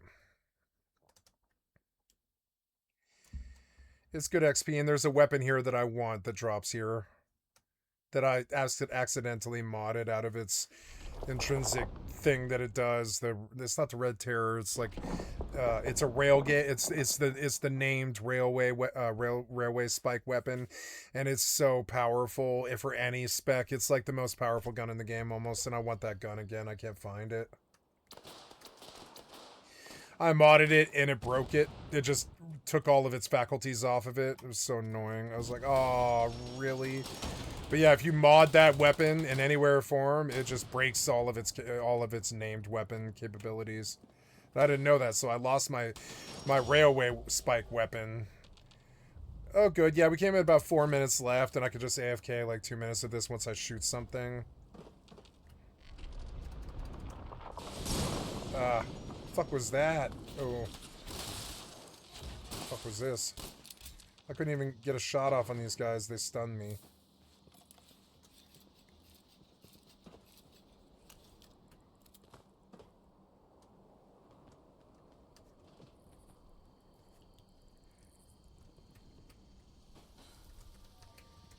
It's nighttime in Purple Sky Town. Or whatever, Burning Springs, or... No, this is, Skyline Valley. It's nighttime in Skyline Valley.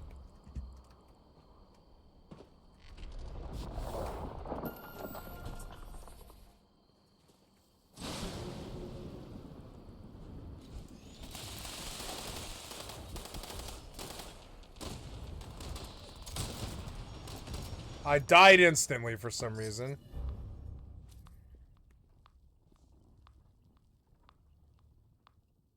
What killed me instantly?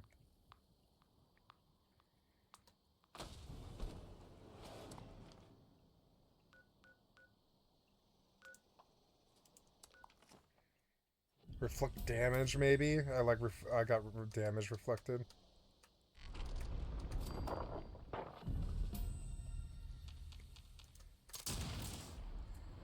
Oh, this was the crab, huh? And that was it. Oh, okay, okay.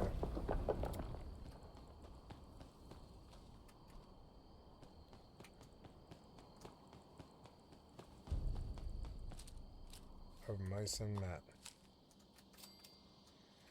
Land, wildlife, turkeys, something or another. I already have one, but that'll sell. I have a bobblehead and a magazine.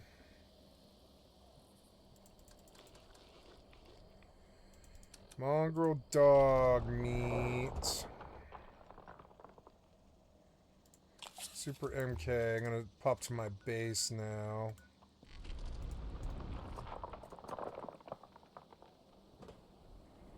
What killed me here?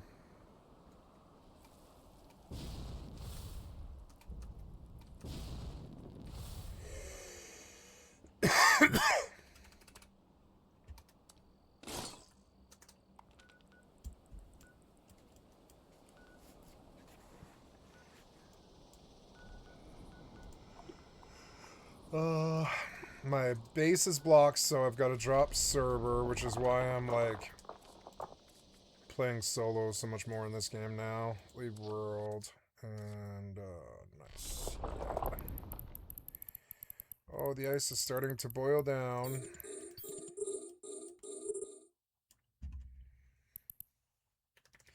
Ooh, wow, I made 70 million here.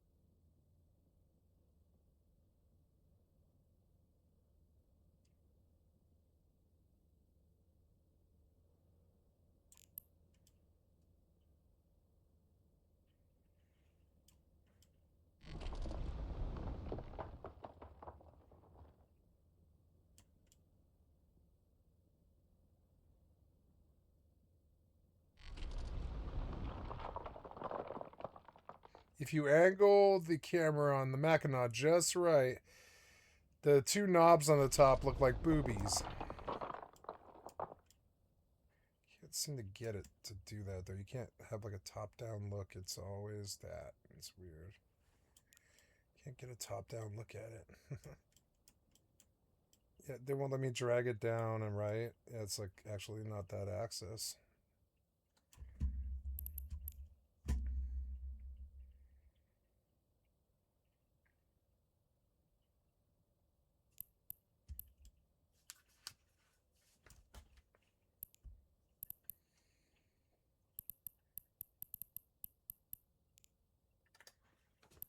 Yeah, I made like 70 million here. It's good.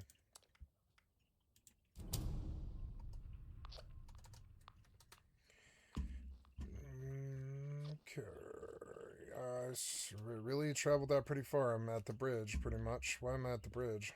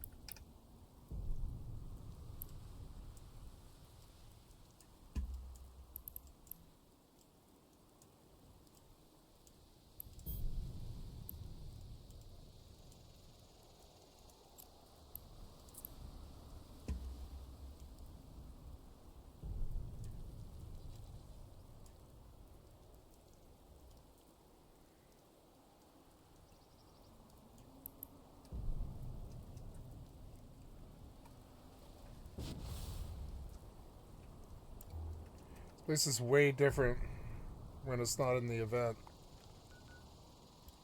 I love Skyline Valley. It's fucking sweet. I think it was their best content. I like Burning Springs too, but it's a little like kind of deserty. Kill a rad stag, scrap junk to produce fiber optics. Kill an enemy in the Cranberry Bog region. Well, that's easy enough. Let's go to Survey Camp Alpha. Or I don't know. Fisher's Sight's probably good. Probably catch a bunch of mobs out there. Fun mobs to fight.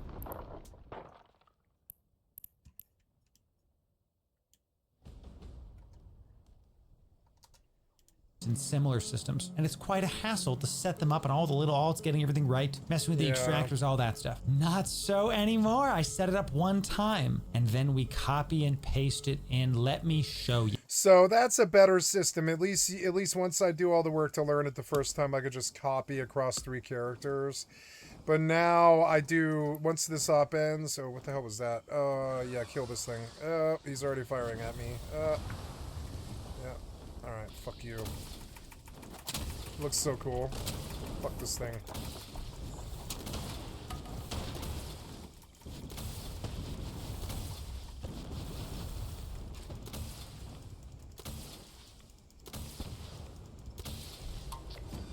Fuck you. The missiles are still chasing him. I love this really good rocket launcher. It makes like flying things totally a joke. Mutants chainsaw. Oh, there's a rad stag. Observant rad stag.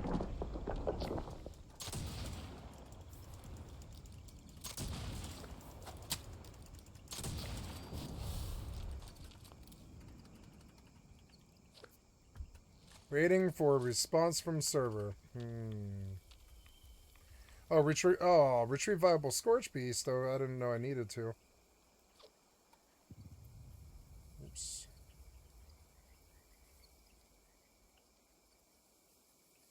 Harvest DNA. Is this... Oh, harvest DNA. Harvest DNA. You're not going to do it? No? Oh. Well, go back to Fisher's site.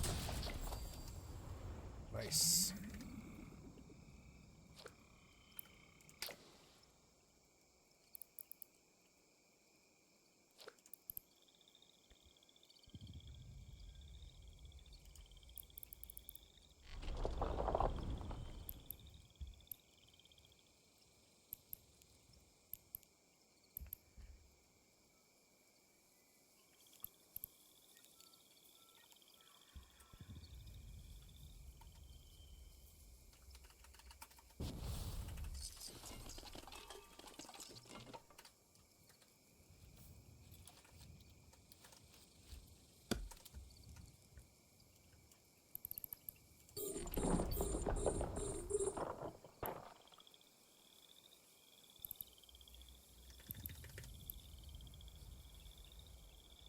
Ooh, I made 70 mil. Or a little bit less, like probably 50, but still. That's good income coming in.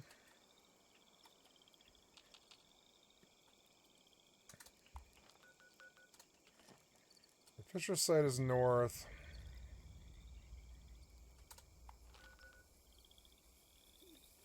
One more enemy and I'm done with the Cranberry Bog one.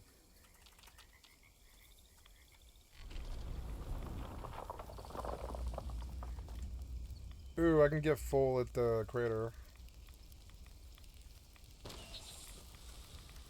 2 rads. Come on, give me some more.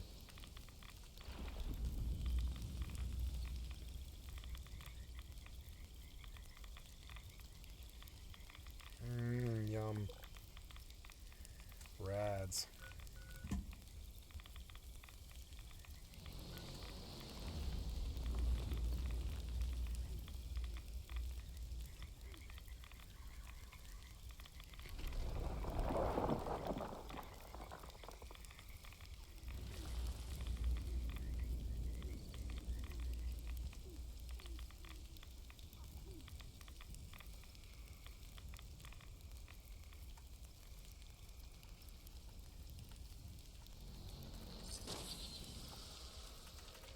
$22,000 caps.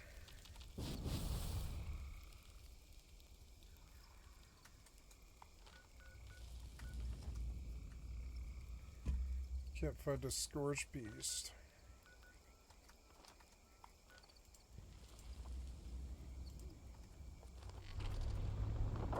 You gave me a Scorch Beast. Why wouldn't you let me get that fucking blood?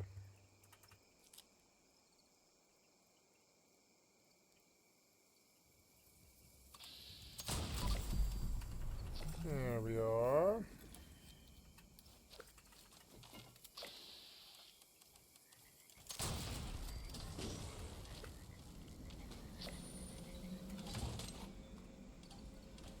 Oh, it's a Saltron.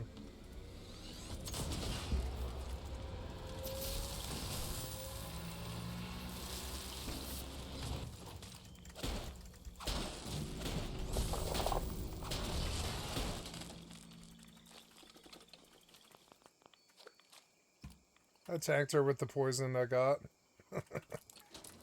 She didn't shoot me, or I would have died.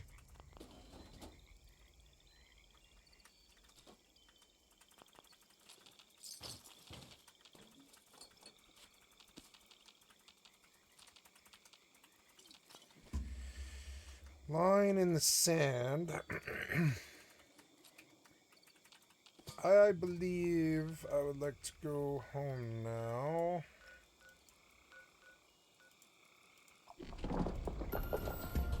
Oops.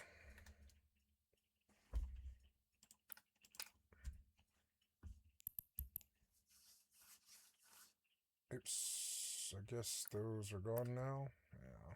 I don't know what to do this without.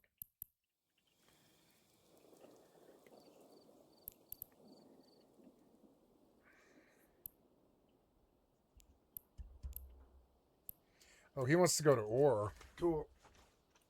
Let's do some ore.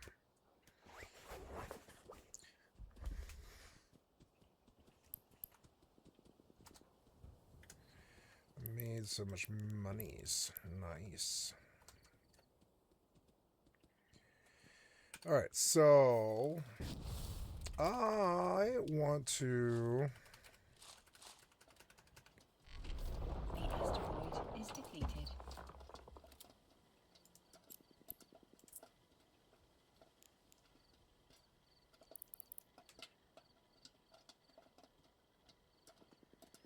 I'm here to sell.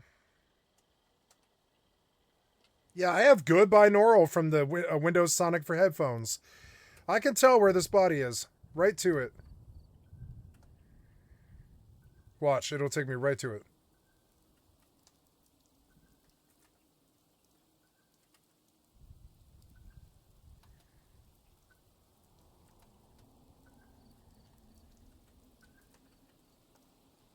There it is. See, and that's good. That's good. Binaural 7.1. What was that? Oh, shit.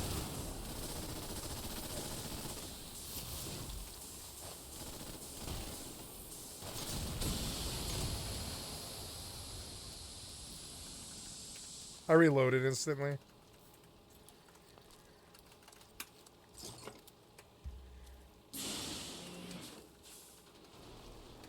Yeah, fuck that mole monitor. I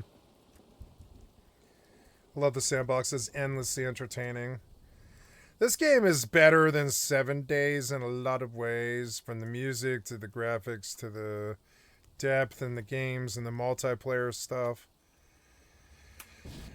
But I like the combat in 7 Days better because it's a little harder and more deliberate, more paced, kind of like Rust a little bit. I'm gonna go sell all this now. Just gonna loot all the stuff off the shelves because it all sells too. Those white ornamentals are like 5 caps a piece or something.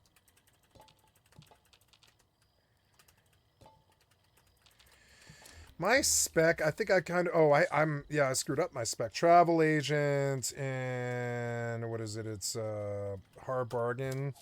Yeah, I like that better than what's the one, Lone Wanderer. I don't need Lone Wanderer. I don't need it, but I do need these. So... Oh, no, wait. I want to go put my magazine and bobblehead away before I sell, or I'll sell them by mistake. I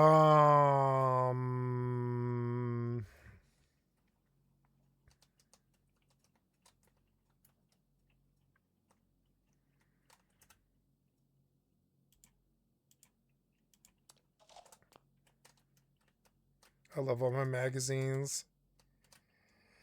I like just looking down them each day. It really feels like quite a long time I've been collecting magazines. Years now. I like that Live and Love one with the dog and the astronauts. The dog and the astronaut. It's actually so good. So, what now? Now I should get a rest buff and a thingy.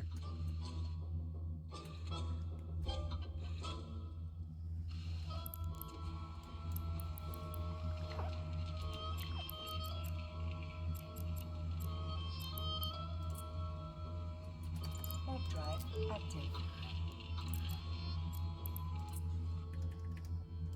Warp drive active.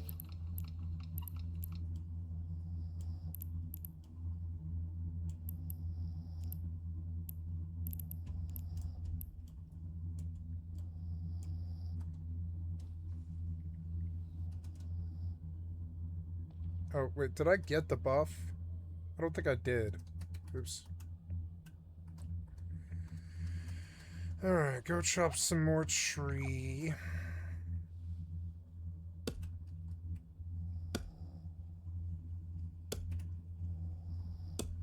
Yeah, like, Mortal has devolved into a farm bot game, and I shouldn't pay money to farm like this. The game doesn't reward you enough for the gold. Maybe in 5 more years, you know? I think I would think I was happier on Horizon than I was Mortal, because Horizon doesn't cost me money. Red Paladin, Alexia Greatest. Docking permission requested. Docking request accepted.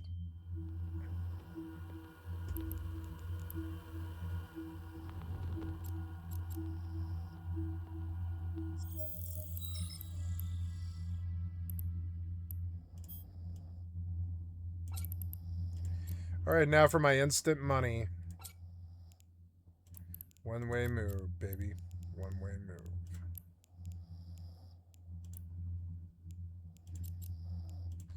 Okay, opportunities, rewards. I spy back 61 mil. Not bad. 735. I'm going up. Eventually, I'll be able to just run the hypernet off the money that I make. And I will deal with LSIs and stuff. I want to get rich on this game. Yep. Mortal, I don't care about. I think it's nice to have a nice palatial house out there. But I'm learning that farming by the guards is safer. So, you know, so why even build a house out there? Because the guards don't protect you out there, you know? So it's like, and the game doesn't have good enough Rust feeling to it. They'd have to improve the combat a great deal more, which I think he's 5 or 10 years away from still. So I think I kind of want to retire Mortal until Sarduka and just see how Sarduka goes. I'll pay for it again in May or something. I don't even know how many days are left in my sub. I think it's already been, I think, like 20 days, and I'm down to like 10 again.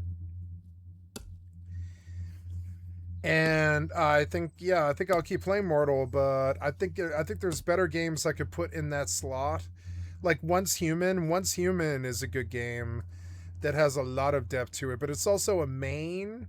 I want something that's passive, like Final Fantasy, that I can just go and attack a mob. Maybe FFXI Hardcore. I don't know. FFXI is old, and it's annoying to install, and it's annoying to write macros for. It's not supported. It's not my favorite game either. I mean, it is. But it's not my favorite game recently because it's so old, you know? So it's like, it is my favorite game, but it's also so old and so archaic. I don't know. I think Grand Theft Auto 6 might be a good one. You know, it's like 5 is a free game that doesn't erase your work, but it also doesn't have good RPG farming systems, really. It's a mission running game, and I really don't like missions, you know?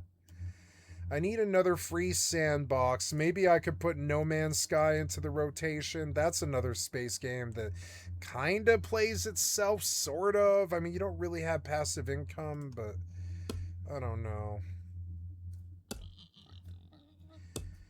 It's a console game, No Man's Sky, and it shows when you play it with the crappy console menus and stuff. It's really not a real PC MMORPG, and I've never really got used to their terrible fucking UI.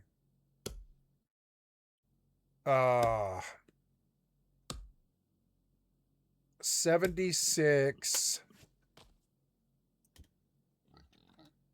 Eve and 7 days, and I could drop Mortal Online 2 for I could drop Mortal Online 2 for 7 days to die on my drive, and it wouldn't disconnect, and just play 7 days to die hardcore forever. And I could sub out Mortal for 7 days to die. 7 days is a deep enough game like that. 76 and 7 days at the same time doesn't really work.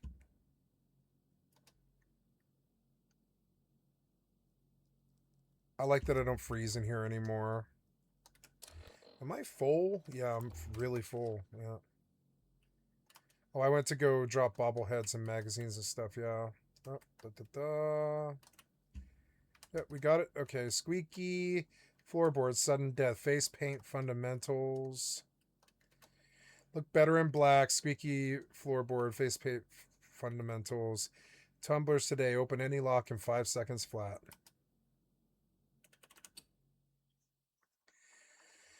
So, now I go back to the station. Or no, well, yeah, I'll go back to the station and change fits.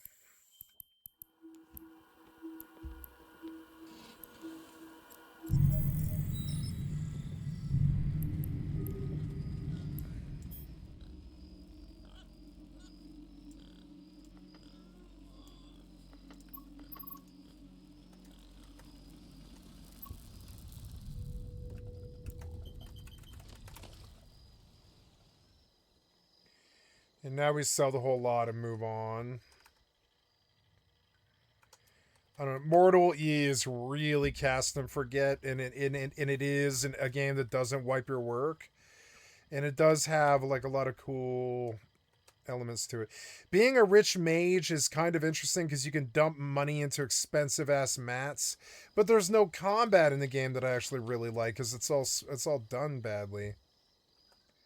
Damn it! You have another body over there. It's so annoying.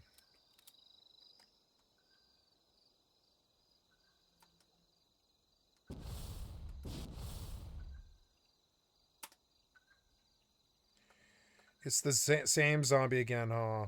Yeah.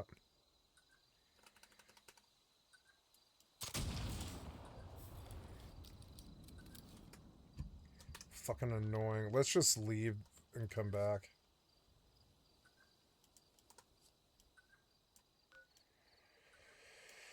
I could sell at the mall.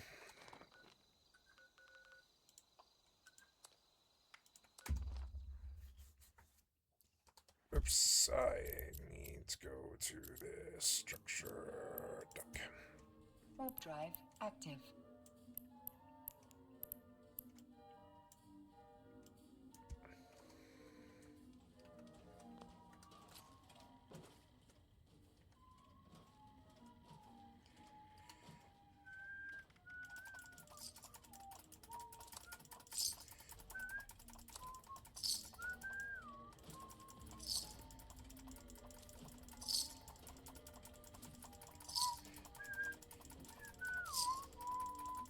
See, if you put on the caps perk, everything's worth 1 cap, and that makes you make a lot of money off that. Request accepted.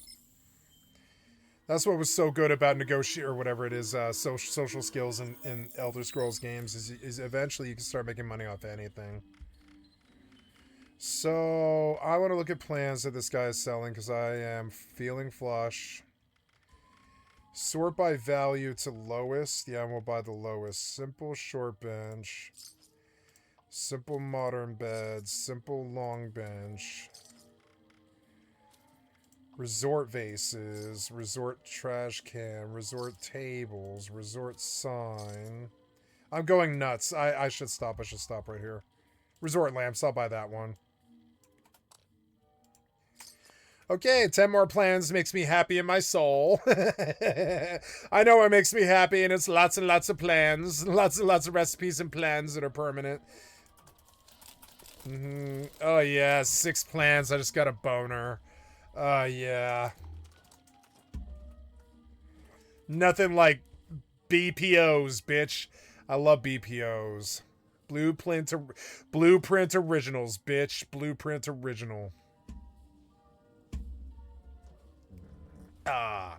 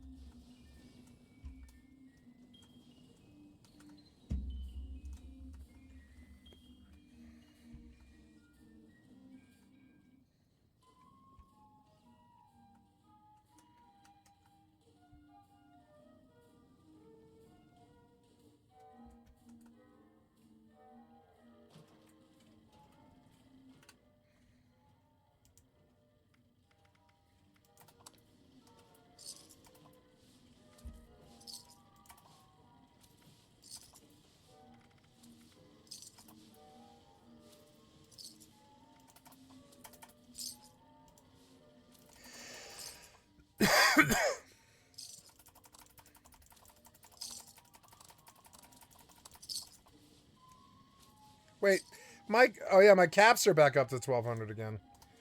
Well, I'm pretty sure I have stuff in my fucking box that I can sell. I'm fairly sure. I like the stim pike. I think it looks cool. Like I'm gonna shoot up all the time. Okay, so that.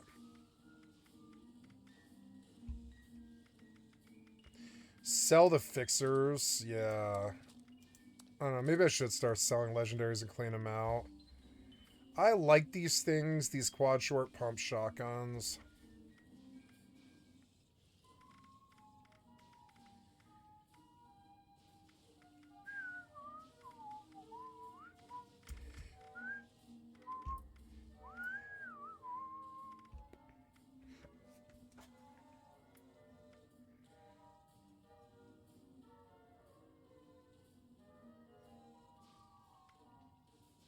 This thing, I'm just going to sell it. It's no good. I don't think I'm ever going to use the Western Spirit. I don't think I like it. I've already... Well, yeah, I do have a debilitator. Or I should keep a debilitator, yeah. This Medic's Dragonclaw Gauntlet is not good enough.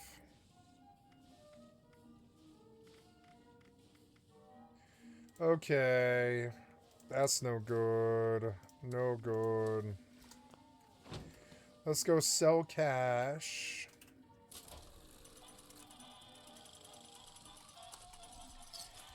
Oh, good. We got our daily. And then, let's crack anything new. I have 2,650. I could try and get quad stuff by buying single stars and just improving them. I have other fixers on here that I want to sell. You won't let me sell them, huh? No, these fixers are like worthless. Now I'm gonna donate them. Somebody will come along.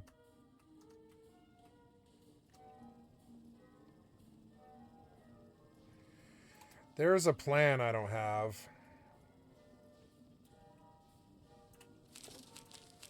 A bunch of plans. Plans I didn't have. I'll take it.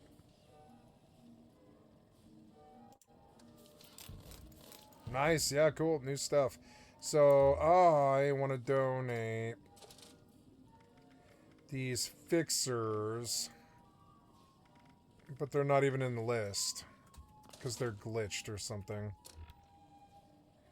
These fixers, they're like just like dead weight. I'm going to get rid of them.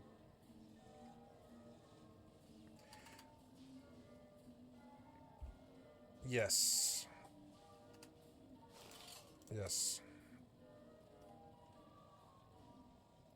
Okay.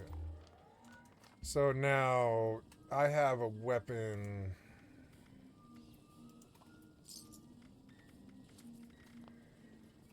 I'm at 17,000 caps and I bought a bunch of plans. Okay, compress and then draw, change spec.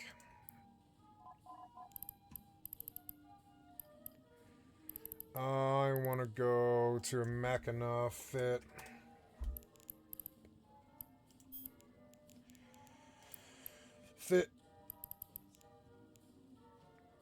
Nope.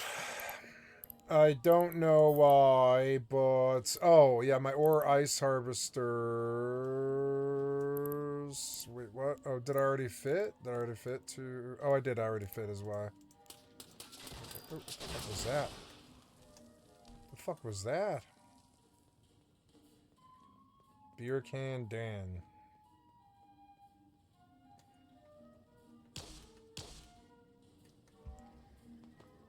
Stinky survivor.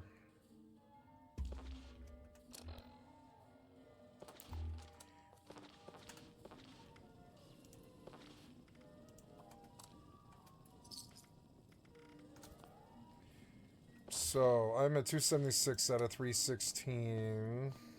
This thing needs to drop. Yep. So, armor, apparel, food, drink. I need to go drop all that stuff in the box. Food, drink. Okay, looking a little better.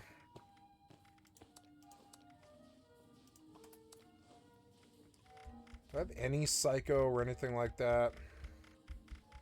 Oh no, I know. I'll look in my A storage box for something good. I don't know. There's 15 psychos, yeah.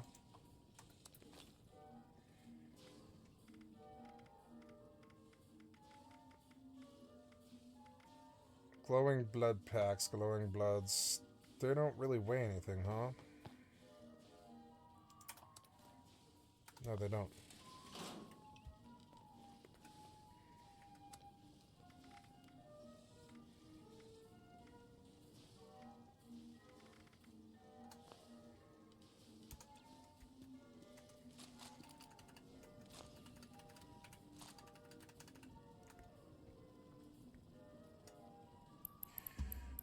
Okay, we go back out.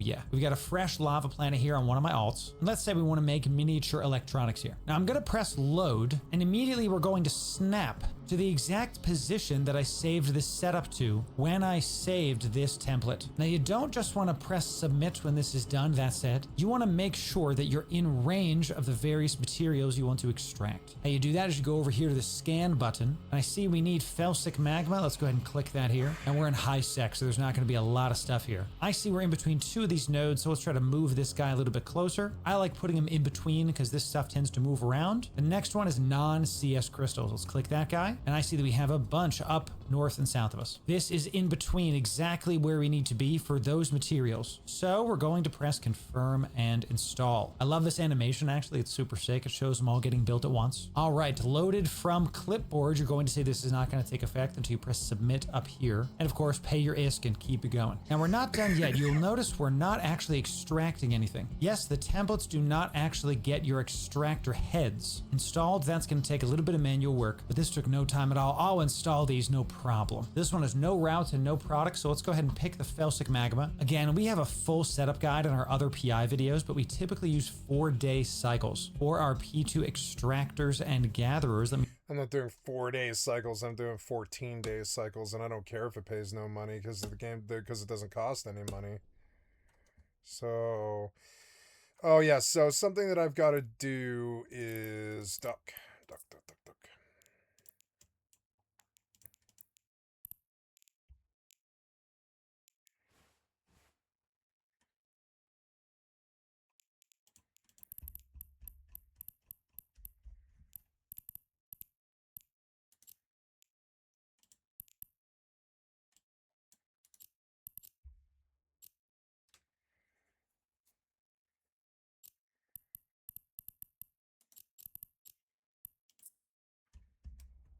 Warp drive active.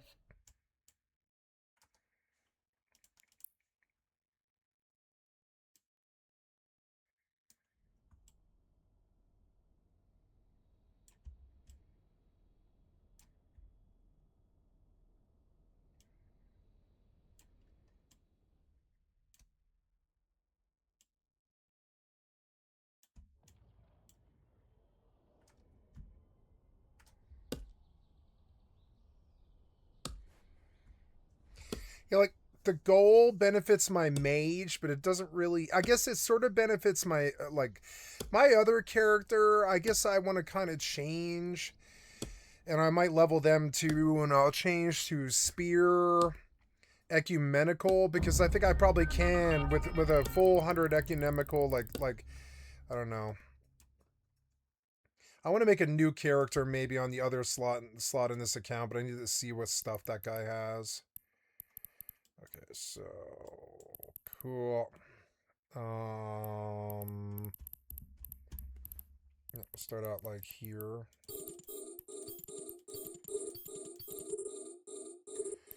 And one close to me. Yeah, like a sword right here.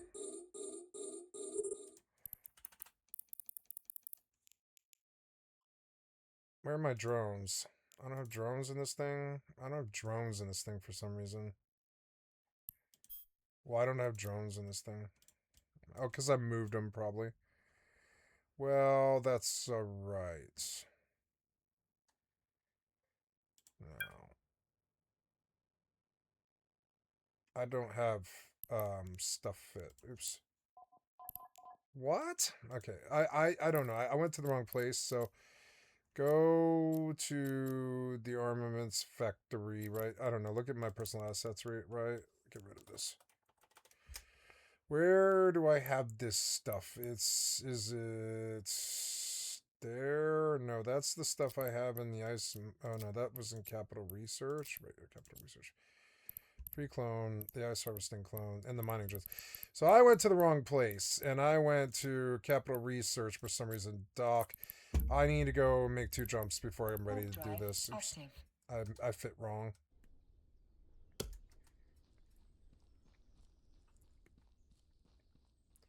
I don't know. I guess go out here.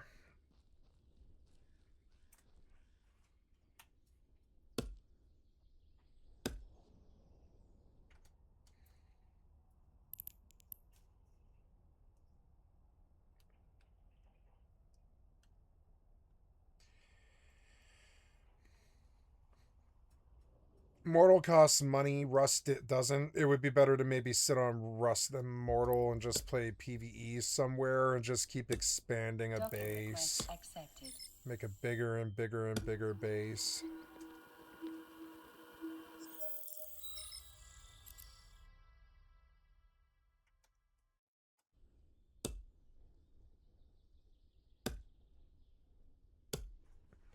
I don't know, I would have to... It's not enough reason to play. It doesn't have enough combat. Eve, Mortal, 76 or 7 days, I guess. I don't know, Mortal is passive enough. Eve, 7 days, 76? Or Eve, 7 days, once human?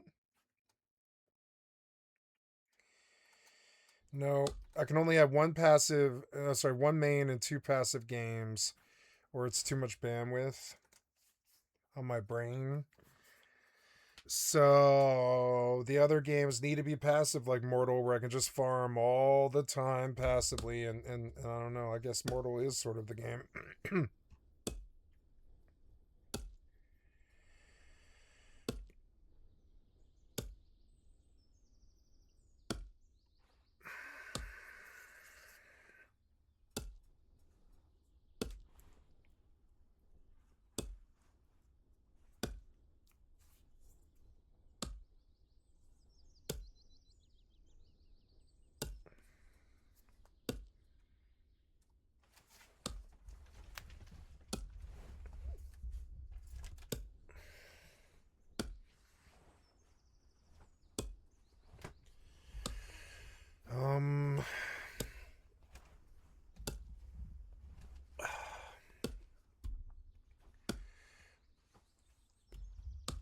little chilly.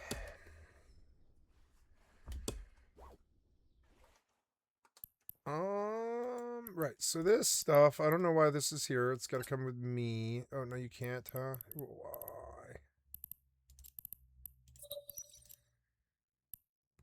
That was odd.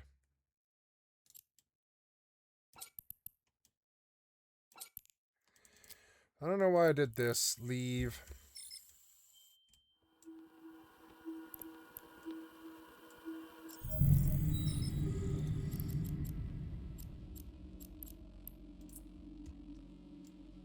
Warp drive active.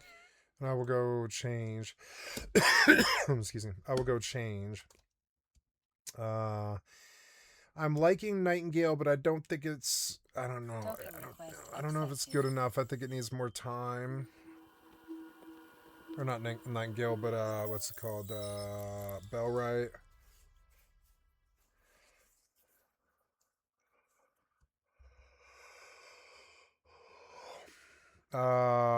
7 Days to Die. Bellwright.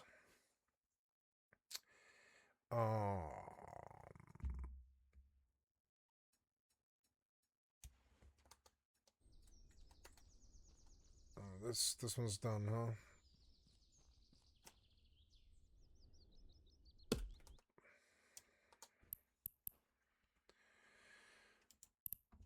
Okay, so now we come to here and we say Mechana or Fitship. Close. And we jump out and go to there. We'll go.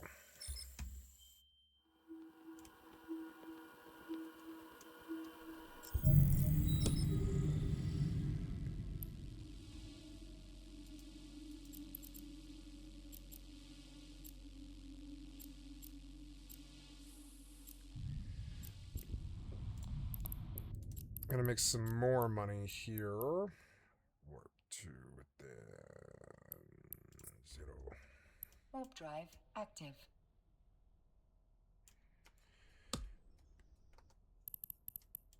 Wait. I have. Wait. Docking request I have two accepted. ice blocks on me. Let me just set this up super fast. All right, we've got both extractors extract into the proper spot. This one getting non-CS crystals, this one getting felsic magma. We're still showing red though, because our materials are not yet routed. And this is, yeah. Yes, this is the only route that does not save. You go into the products tab, click this create route. We are going to pick the storage facility. Once we do that for both of these, we press create route, press submit, and now we're done. The amount of time it took you to watch me do this is how long it took to set up a fully functional P2 planet. Oh my god, y'all, this is gonna be absolutely crazy. Let the ISK faucet flow. I have alts that I just haven't set this up on because it's just too much work. Not anymore. But this is not good enough for my fans. No. Let me sweeten the deal for you. We typically do some kind of gift this far into these videos. Now you could make these yourself, save them, get them onto your planets, etc. And you could set up your own P3 crafter. We are going to have a full guide on dedicated crafting planets, don't you worry. You could do that, but why? Yes, why do that when you can just take mine and copy it for yourself? Ladies and gentlemen, I have housed every single one of my currently live P2 and P3 planets over on our Patreon. This is totally free, takes 2 clicks to get. You simply download these text documents. You can open it up in Word, any text editor, do what you got to do. Works on both Mac and Windows. Now, once you download the text doc, you're going to get something that looks like this absolute gobbledygook. This is actually what you're copying and pasting in order to get your PI templates going. So download the text doc, press Control or Command A to select all. Control C. Come on, do we really have to tell you how to copy and paste something? Once you've got it copied, come in, load from clipboard. Hey, you can trust the Loru lad, okay? Press OK. It'll take some time to process the template, and voila, you got the goodies ready to go for you. Easy peasy, y'all. Click confirm and install once you followed the steps before. Make sure you're getting the right extractors going. This will save y'all literal hours, and I'm absolutely stoked to be able to provide this for you. The link will be towards the top of the YouTube description. Check it out. Look for the blue circle. I try to make it super easy for y'all, okay?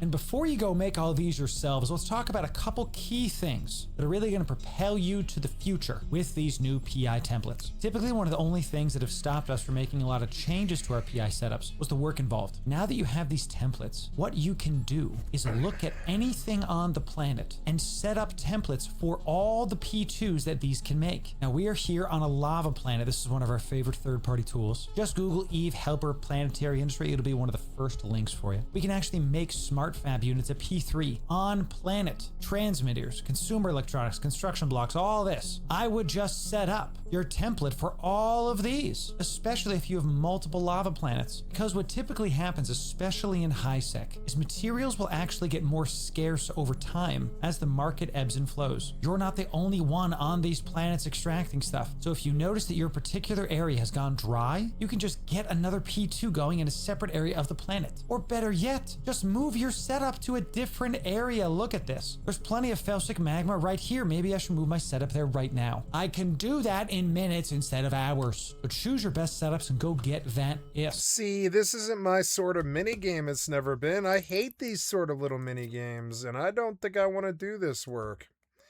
I'm doing fine with money, but PI would pay for my subs. I sort of, yeah, my sub, like my subscription. So I don't know. Like I don't know.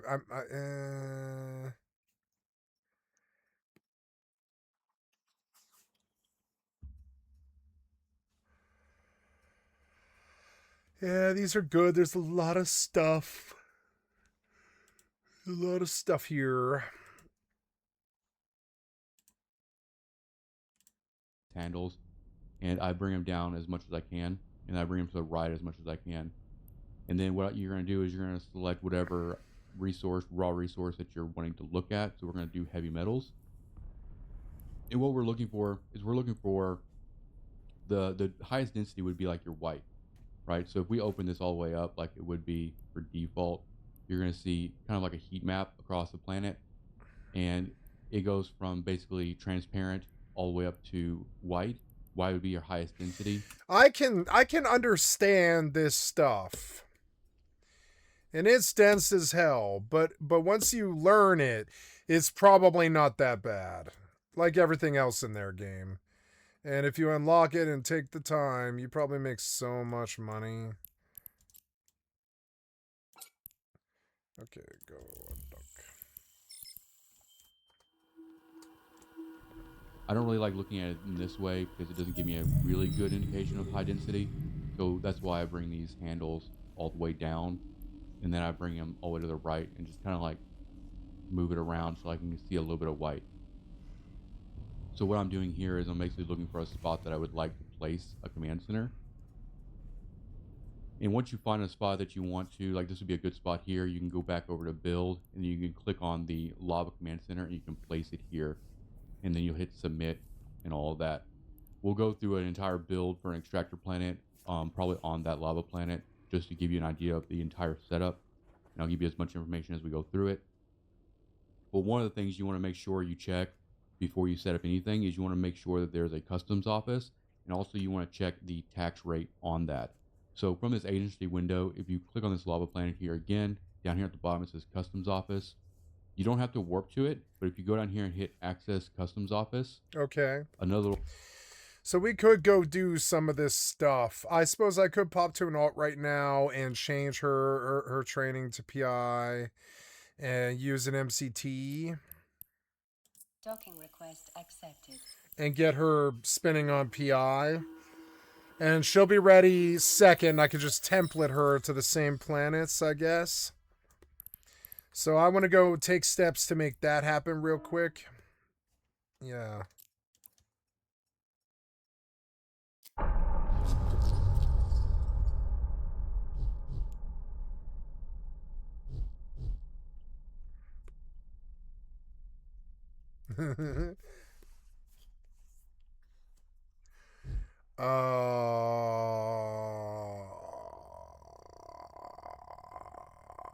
She's got no skills. She needs to learn PI. She'll eat a multiple character training now, and I'll use it to level PI.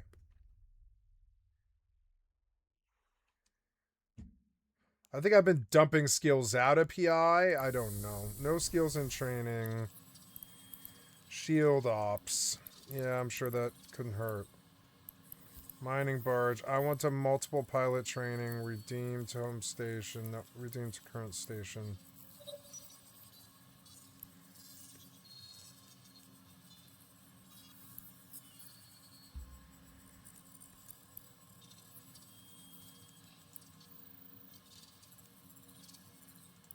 Okay, so now she can unpause.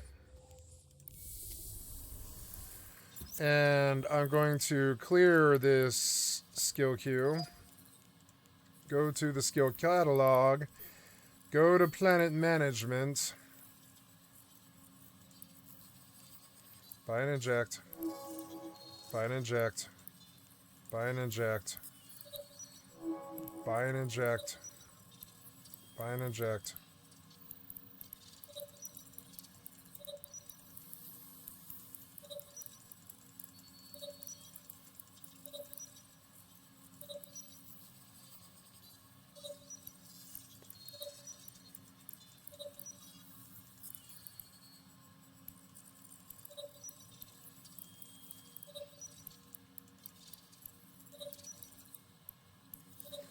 She's going to need all of it done. I see now a better goal for getting money, and I'll just learn this. It doesn't seem that scary to me.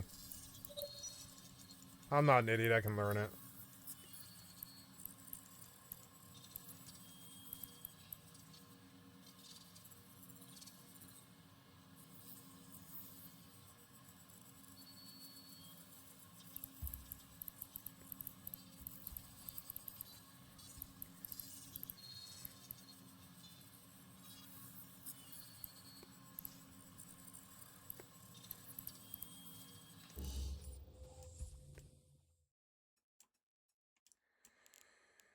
Okay, is that right? I think it is. Go back and double check one last time. Oh, claim, claim, claim, claim, claim.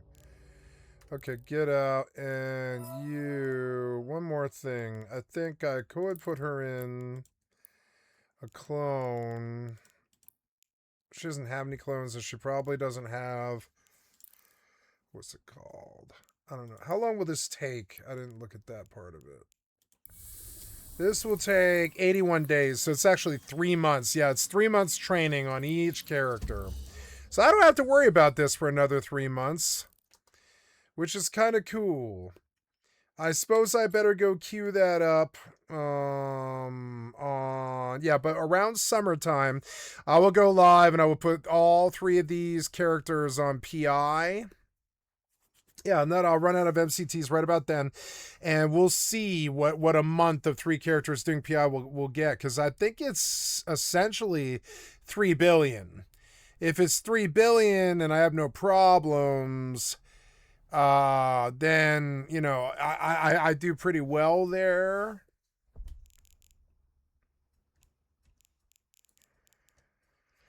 And I can just take a Vellator that can cloak, or sorry, warp cloaked, and like do a bubble, you know, a bubble thing, and I could just go to Jita with my mats and service all 3 accounts, or I can contract that stuff at the station, I think.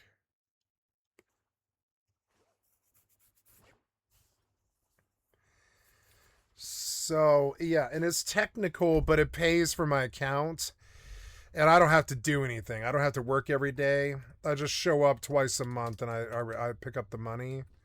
I set an alarm like, oh, it's money day, and I log in,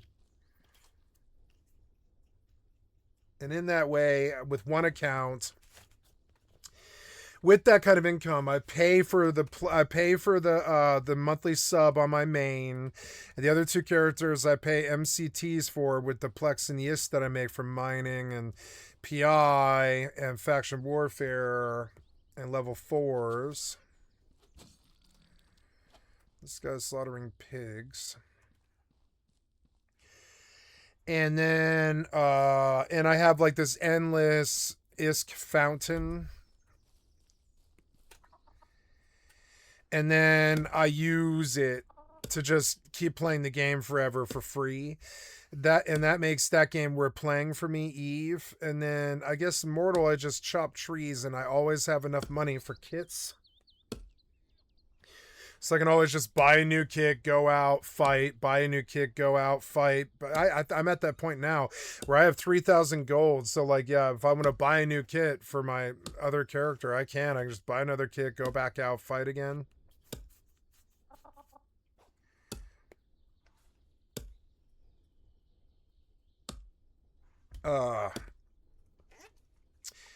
I like Mortal, but it's not passive enough and it's not active enough.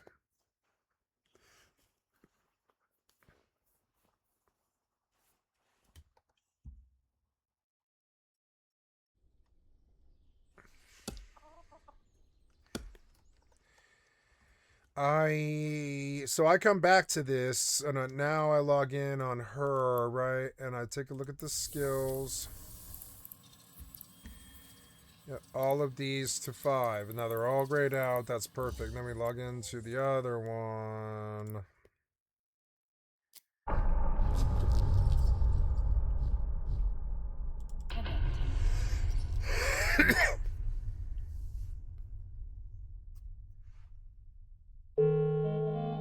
Skill training completed.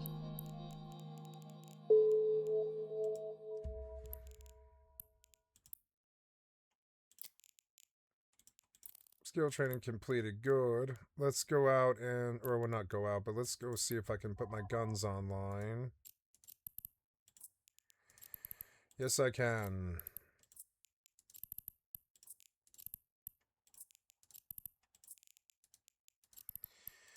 Okay, I am gonna,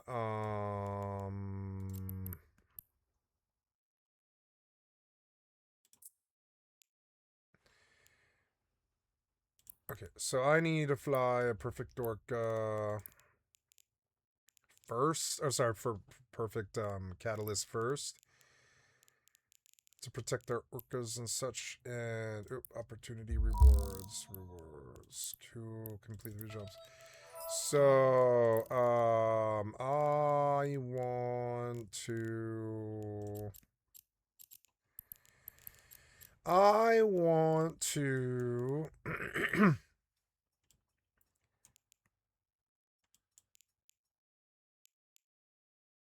It does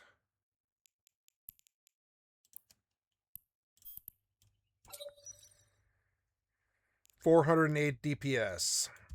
I don't know if her tracking is amazing.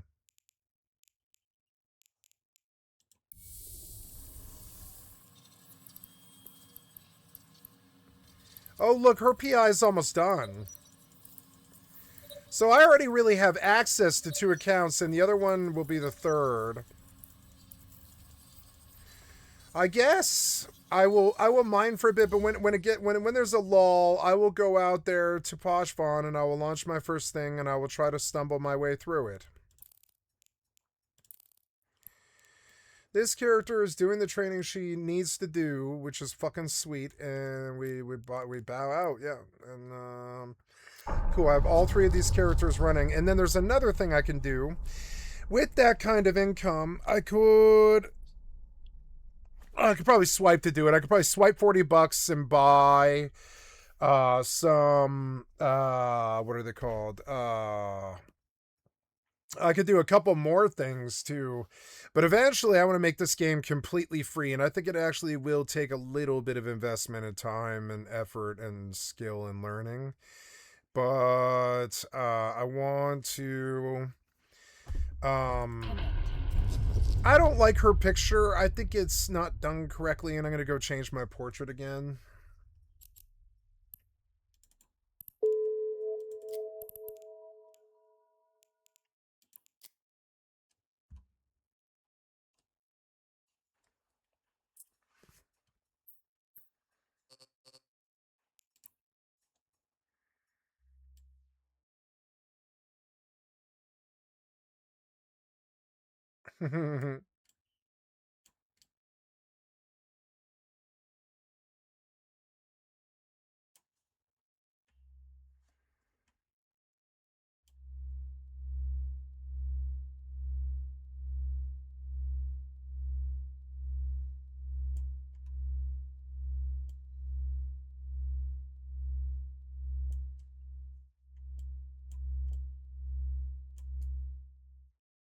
It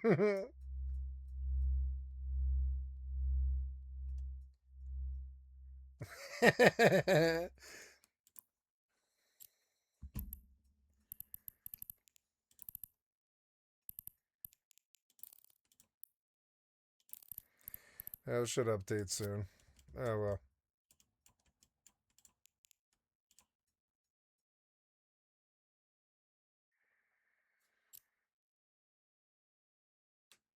Oh, damn it.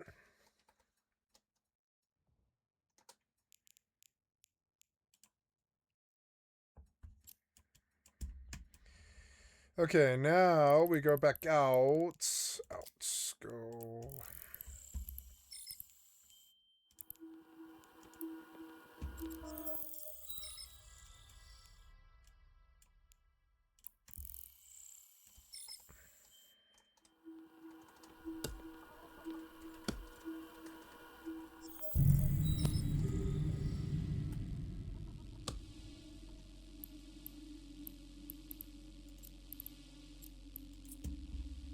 Warp drive active.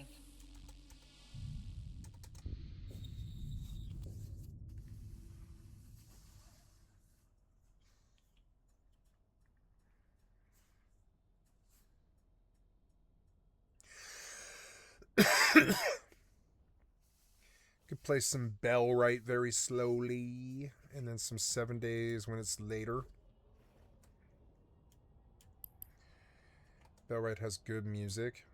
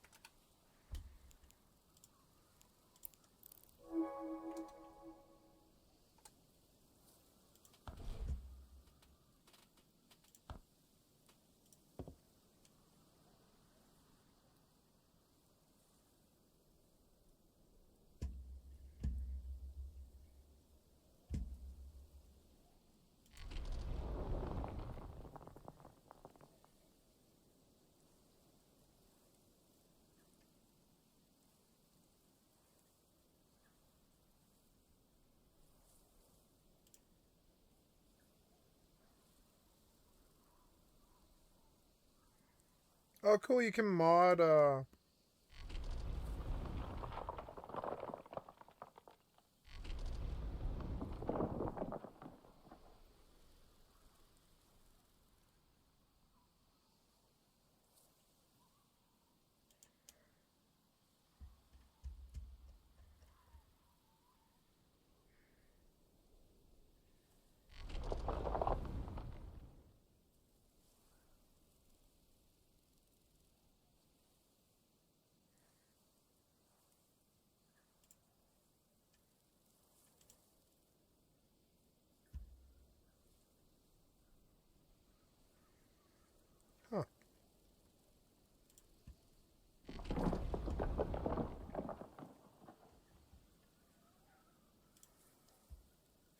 Cool, you can mod this game. I didn't know that. Avery Valiant, huh?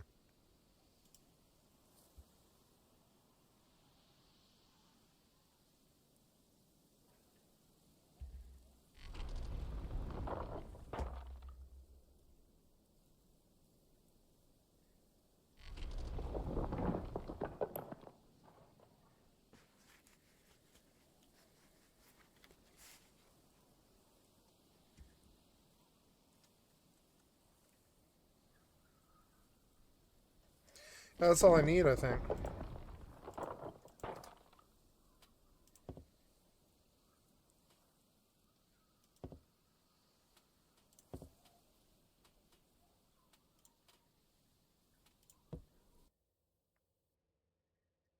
Maybe they won't download on GeForce Now, huh?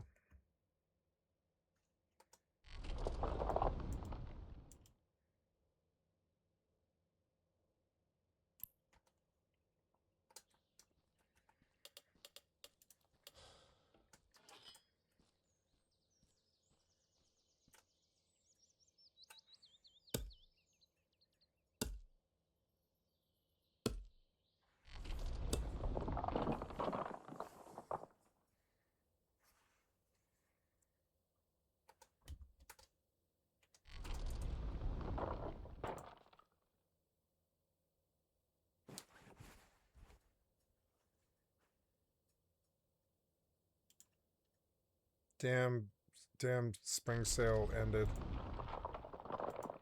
I didn't buy anything, but eh. Prey is so cheap right now. I want Prey Moon Crash. This is supposed to be a pretty good sandbox. This is also not my style of game.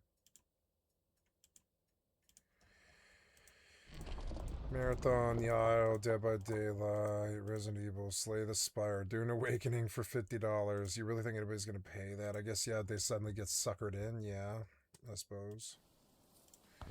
So, mods. Reload. I guess on this version you can't mod it because it's GeForce Now. But I think you can kind of download mods on the other thing. Maybe I'd have to download Bellwright to my C drive or whatever first.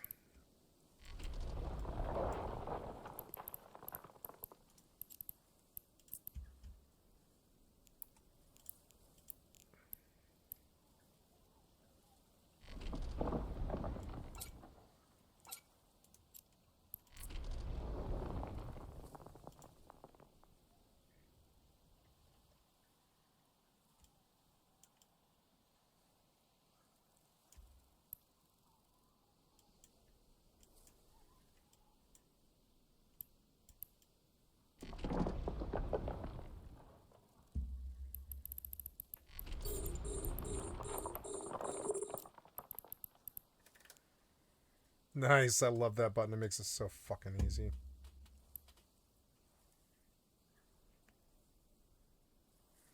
I think my UI is too loud now.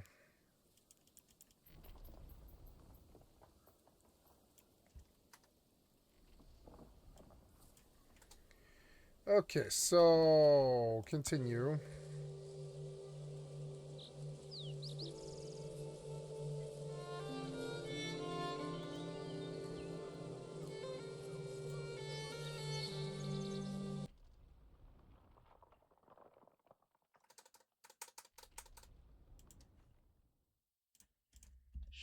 So Lutnick and his wife, Allison Lutnick, he says they all but flee the Manhattan townhouse because they're like, disgusting, disgusting. And according to Howard Lutnick, and in the 6 or 8 steps, Little window will pop up here. His house to my house.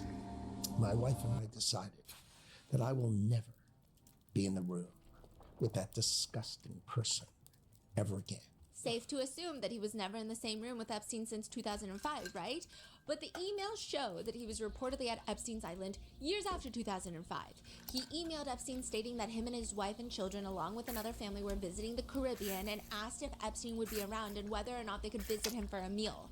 And then a day later, Epstein emails Lutnick, "Nice seeing you." So we don't know if he was on Epstein's Island, but safe to assume that they did see each other in the Caribbean. Yeah. Even in 2017, according to the New York Times, Epstein contributed to a charity dinner that was in honor of Lutnick. But in a Senate subcommittee hearing, Lutnick says, "I did not have a relationship with him. I barely had anything to do with that person, okay?" I did not have anything you could I call did not have relationship, a sexual relationship with that woman. I literally met him 3 times over 14 years. You didn't buy children from him. I've never heard anybody say, "Oh yeah, I know Epstein." Yeah. Nobody. Everyone says the exact same thing. Don't know the guy, barely know the guy. I don't talk to him. I think that I was just a friend of his, even though I spent 50 hours on a private plane with him. Yeah. His private plane with him. It's like nobody knows him, but he knows everybody. Yeah. Like everybody's in his email. Exactly.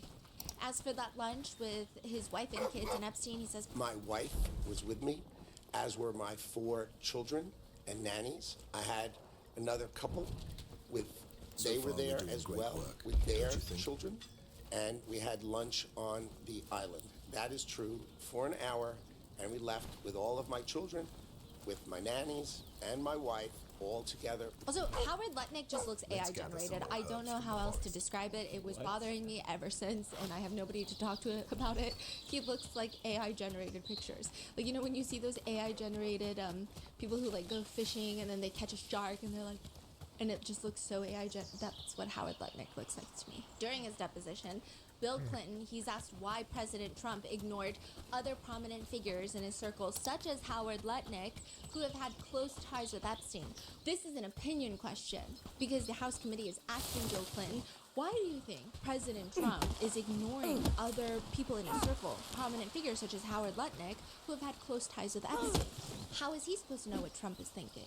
This is not a question that Bill Clinton can answer. This is an opinion question. They're not here to give opinions. And other times where they're asked opinion questions that they don't want to answer, their attorneys step in, Bill Clinton steps in, Hillary Clinton is like, I'm not here for speculation, I'm here for facts. But Bill Clinton, his attorneys don't stop him, and Bill Clinton says, Lutnick runs a big company and has made a lot of money and has supported him strongly.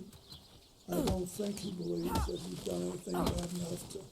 I think he thinks he took his family to the island and he couldn't have done anything wrong. That's what I think he thinks. But I'm speculating. I'm doing what I have no business doing. Because I really don't know. And why'd you say that? yeah, and this is where a lot of people have a lot of problems with this. I think that this could easily, if you want to have zero nuance and if you want to just like die by your party, which who wants to die by their party these days, you could make it a Republican and Democrat issue. But I will say that no victim of sex trafficking ever cared what party their abuser belonged to. So I don't think that this is a Democrat-Republican issue. I think this is an issue of sex trafficking and people in power. So this is not like me saying, oh, because of my political party, I'm going to side with this guy over that guy. But one thing that a lot of Democrats who would typically take Bill Clinton's side, they're saying, hold on, it's very uncomfortable that he's almost giving Trump outs. It's the same thing that Ghislaine Maxwell did last year in her DOJ interview with Todd Blanchard. I never saw the president in any type of massage setting. I never witnessed the president in any inappropriate setting in any way. The president was never inappropriate with anybody. In the times that I was with him, he was a gentleman in all respects. Why give your opinion on what Trump is thinking when you're not supposed to answer to opinions, and you gave your opinion in a way that almost clears Trump? Like, I'm sure Trump thinks he didn't have a relationship with Epstein. That's basically what he's saying. There is currently bipartisan effort to get Howard Lutnick out, to get him to resign. I just think the craziest thing, though, is that Howard Lutnick is a billionaire. Why even go on a podcast just to eat your own words later? Why go on a podcast and say, this happened in 2005 and my wife and I were like, we're never going to see this guy? Right. It's just they Wait, the 2005 comment, when was that made? Like last year. Oh, in the podcast? Yeah. And then the email came out. Yeah. I feel it's going to be a good And then day. they're like, why'd you even go on the podcast? Yeah. You could have just shut up about Epstein. You could have just not said anything. Well, he didn't think it was going to come out. Yeah. So then the deposition heads into the flights, and it's been confirmed, and it's very, apparent that Bill Clinton has been on Epstein's private plane numerous times, the Lolita Express, if you will. He admits that during one flight, Naomi Campbell happened to be there. This is a name that consistently comes up, but there's no, damning evidence against Naomi Campbell. She just keeps coming up all the time. Bill Clinton states that it was all for philanthropic charitable work. Depending on your political views, depending on your view of powerful men abusing their positions, depending on your instinct, a lot of netizens have different takes about these types of responses. But nevertheless, he's like, it was all for philanthropy. I was just trying to save people. In the deposition, he's asked, because of the flight logs, they show that there are young girls on these planes. So when I hear young girls, I'm assuming that they're all of age, because they would have said underage, right? So the flight logs at least depict, and the pictures show that they're wearing tank tops and jeans. Who did he think they were? Is Epstein like, this is my assistant who is wearing a tank top and jeans to do philanthropic work? Why am I bringing this specific assistant to this trip? Like, who did you think they were? Bill Clinton? I thought they were flight attendants. Wow. Do flight attendants typically wear tank tops and jeans? They don't all wear uniforms on private planes. Okay. I don't know if that's true, right? But everyone's just kind of like, what? Even if they don't wear uniforms, they probably don't wear tank tops and jeans. Such a dumb. Then there's the viral photo of 22-year-old Shantae giving Clinton a neck massage at an airport. She was 22 at the time, and I do have to note that Shantae Davies has come out and said that Bill Clinton has been nothing but a gentleman in her experiences with him. She's been very outspoken of the abuse that Epstein had done to her along with Maxwell, but she never said that Bill Clinton was part of any of it. Okay, my next question for you is, have you ever had contact with an individual by the name of Shantae Davies? I believe Shantae that's a distinctive name, and so I think that was the name of one of his flight attendants. So, I mean, at this point, it's safe to assume that he knows who she is because, I mean, the picture went out. I'm sure he's prepped with his attorneys. He knows. He's further asked. She's been described on being on a 2002 Africa trip and providing massages. Was she or any other young female on that trip underage at that time? Not that I'm aware of. Did you ever receive a massage or have physical contact from her or anyone else on that trip? You've seen the pictures. There was one time when I was sitting up and I got a back rub, a neck rub. Okay. And I think Shantae did it, but I'm not sure. Okay. But I didn't think there was anything unusual. I can't tell you how many airplanes I've been on where rich people asked me to go and they had someone offering a massage. And all these boats that you go on, they all do that. And usually I don't do that. I'm not into this. What? We don't know. What does he say? Yeah, we don't know. And the attorney is like, stop, just stop.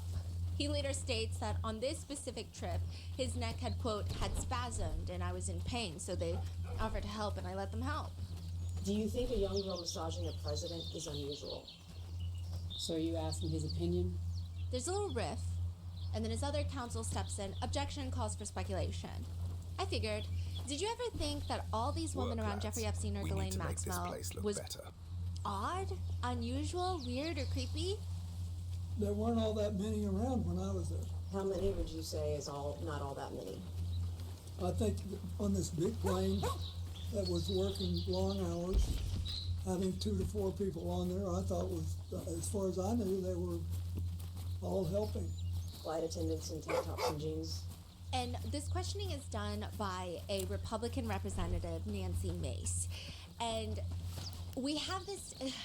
people who have not watched the full deposition, there's like a clip going viral where he says, well, you got like a great tone to it. And Bill Clinton puts his hands in the air and everyone's like, oh my God, Bill Clinton is still flirting with young women. Look at him flirting with Representative Mace. And it's been clipped and everyone's like, you can't tell me that he wasn't, putting it on thick on her. And I was expecting flirting. They're going at it. She was never at my house in Chappaqua for any personal reasons. I didn't say anything for anything personal. No, you didn't, but you had a great tone in your voice, and you're very good at it. Thank you. I'll take that as a compliment. It is a compliment. Thank you. And I did not go to Yale Law School or any law school for that matter. Which makes sense. Nancy Mace was super confrontational with Hillary Clinton, and she's just been like a very controversial conservative figure, just all in her entire political career. A lot of people have a lot of thoughts about her, good or really bad, or however you want us to take it, right? But Bill Clinton is, I don't think he's flirting with her. Okay, so that TikTok was out of context. Yeah, she is like going for his neck in a way that is more extreme than everyone else. I think everyone is trying to at least be respectful. This is, at the end of the day, a former president, and this is a deposition that they called him to. The Republicans are obviously going to have more opinion-based questions or just questions that they're getting in there to get on the record to say to his face. And some Democrats, honestly, a lot of Democrats were upset with some of them because they were just going way too easy too. Which a lot of Democrats are like, we don't care that he's a Democrat.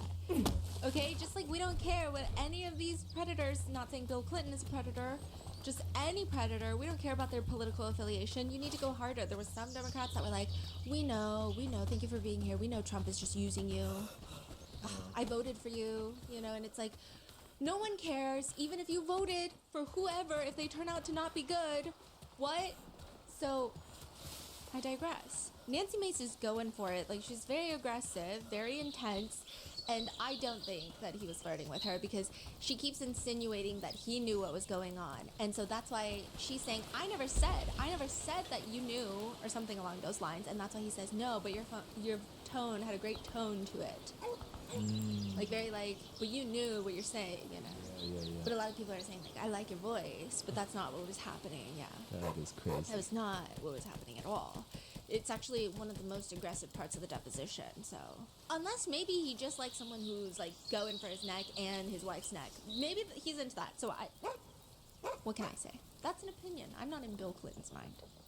There was another report that came out in my little research about Nancy Mace.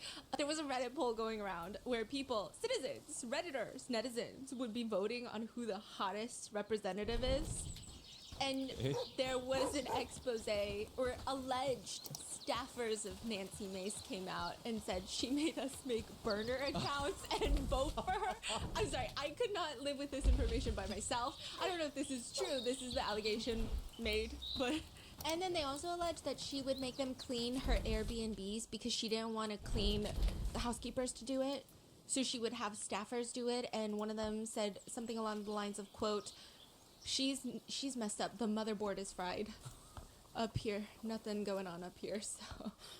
But in a separate line of questioning, Bill Clinton does state that he wishes Shantae could have told him what was going on with Epstein because he really liked her, thought she was a good person.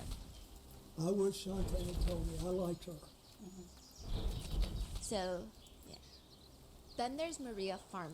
Maria Farmer is really important to this. It's Shut like up, Bill. not said, but it's said. Which is the fact that Maria Farmer has previously reached out to an FBI agent and stated that Epstein had stolen unclothed photos of her sisters who were 12 and 16 years old.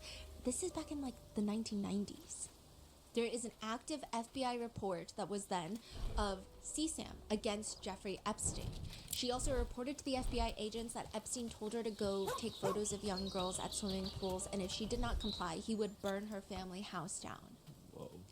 So Maria Farmer, she goes to the feds with this, and Bill Clinton is in office after. So there's this kind of unsaid but said, like, how are you, the most important person in the nation, not informed that there's at least some sort of investigation? So this is in the 90s. He was president from 93 to 2001. So there's this, like, not said but said of, are we really to believe? Yes, you hung out with him before 2008, before we could Google his name. So you don't have the same problem that a lot of these other people in the emails have, which is like, how did you not Google this guy? But there was a report to the FBI, and you're not informed of it. He's allowed into the White House 17 different times. You know, you still connect with him afterwards. Like, really? Nothing? We don't know anything? And CSAM is, that's not even like a, ooh, white-collar crime, because that's like everybody associates with people with white-collar crimes these days.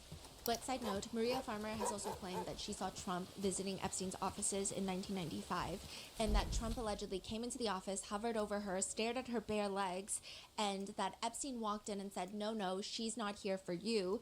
And as the two men walked out, she alleges that she could hear Trump commenting that he thought she was 16 years old. And I immediately was like, that's Donald Trump. What's he doing here? And just stood over me in a very imposing way and looked at me like he was in on some secret or something. It was really weird, like smirking, kind of. But he made a joke to Epstein, oh, I thought she was 16. So the connotation being there that he was okay with that. The White House has, to nobody's surprise, denied such an account of events. And obviously none of us were there with Maria. We do not know the truth, though, you know, I'm sure everyone has personal opinions on what they think the truth is, and we are entitled to our personal opinions. But she claimed that while she was being abused by Epstein, she saw Bill Clinton come to his house on 3 to 4 different occasions. That's it. That's all she said. Yeah. So there's there's a lot going on. That would mean that Clinton had gone to Epstein's house, if Maria Farmer's account is valid, while he was the sitting president. And that changes everything again. That would be really bad. Bill Clinton is adamant he only met Epstein when he was coming out of office, starting his foundation, and Larry Summers introduced them.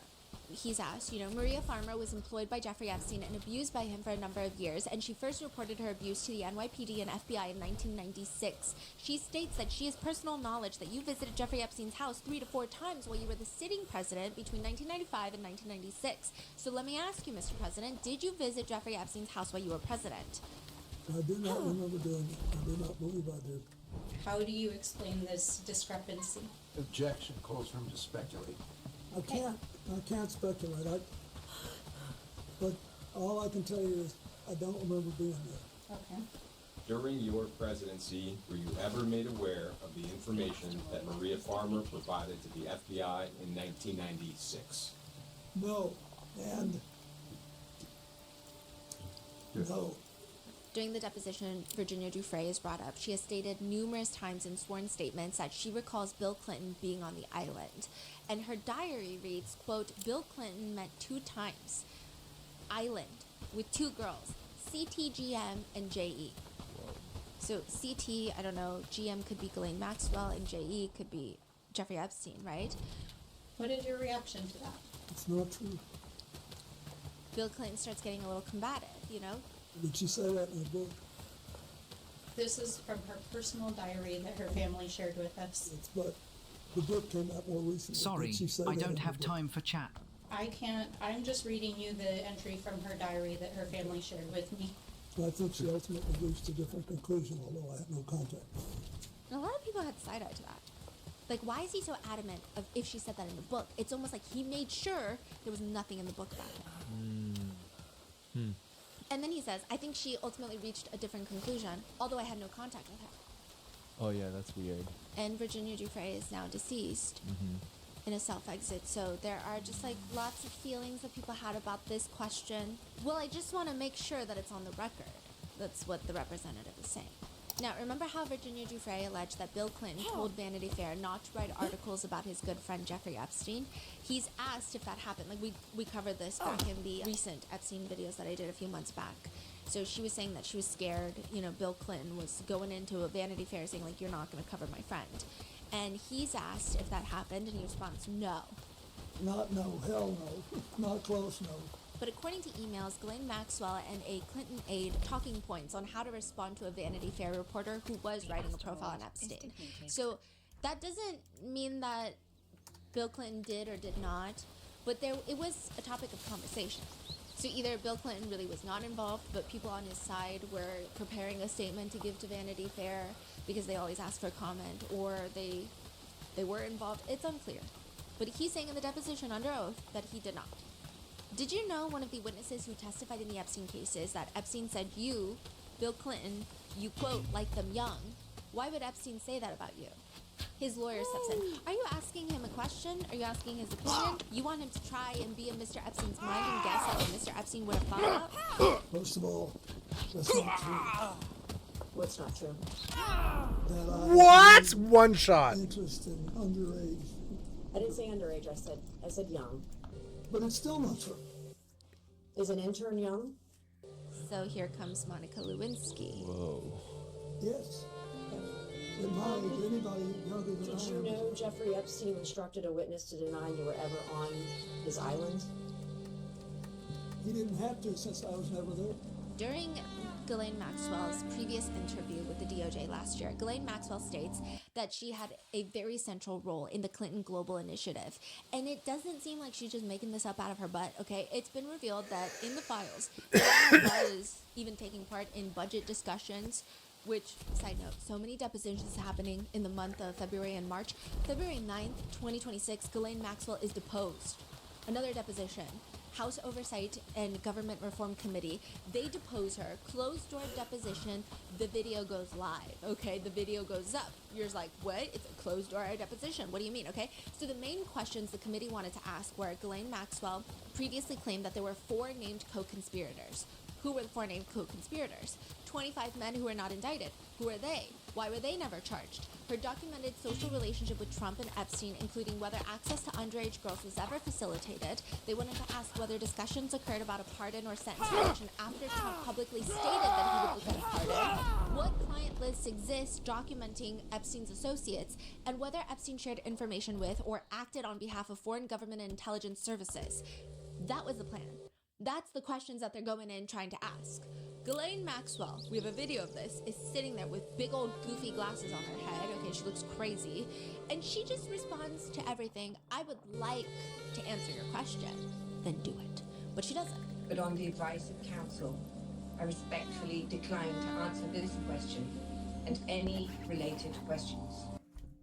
My habeas petition is pending in the Southern District of New York. I therefore invoke my right to silence under the Fifth Amendment to the U.S. Constitution. He wouldn't even respond if she was a close friend of Epstein's, which she previously denied, but, you know. And she's asked, Miss Maxwell, is it your intention to answer every question put to you by the committee today with the assertion of your Fifth Amendment right against self-incrimination? I invoke my Fifth Amendment right to silence. That video of the deposition has since been released because she literally said nothing, and the American people should probably see her evade all these questions.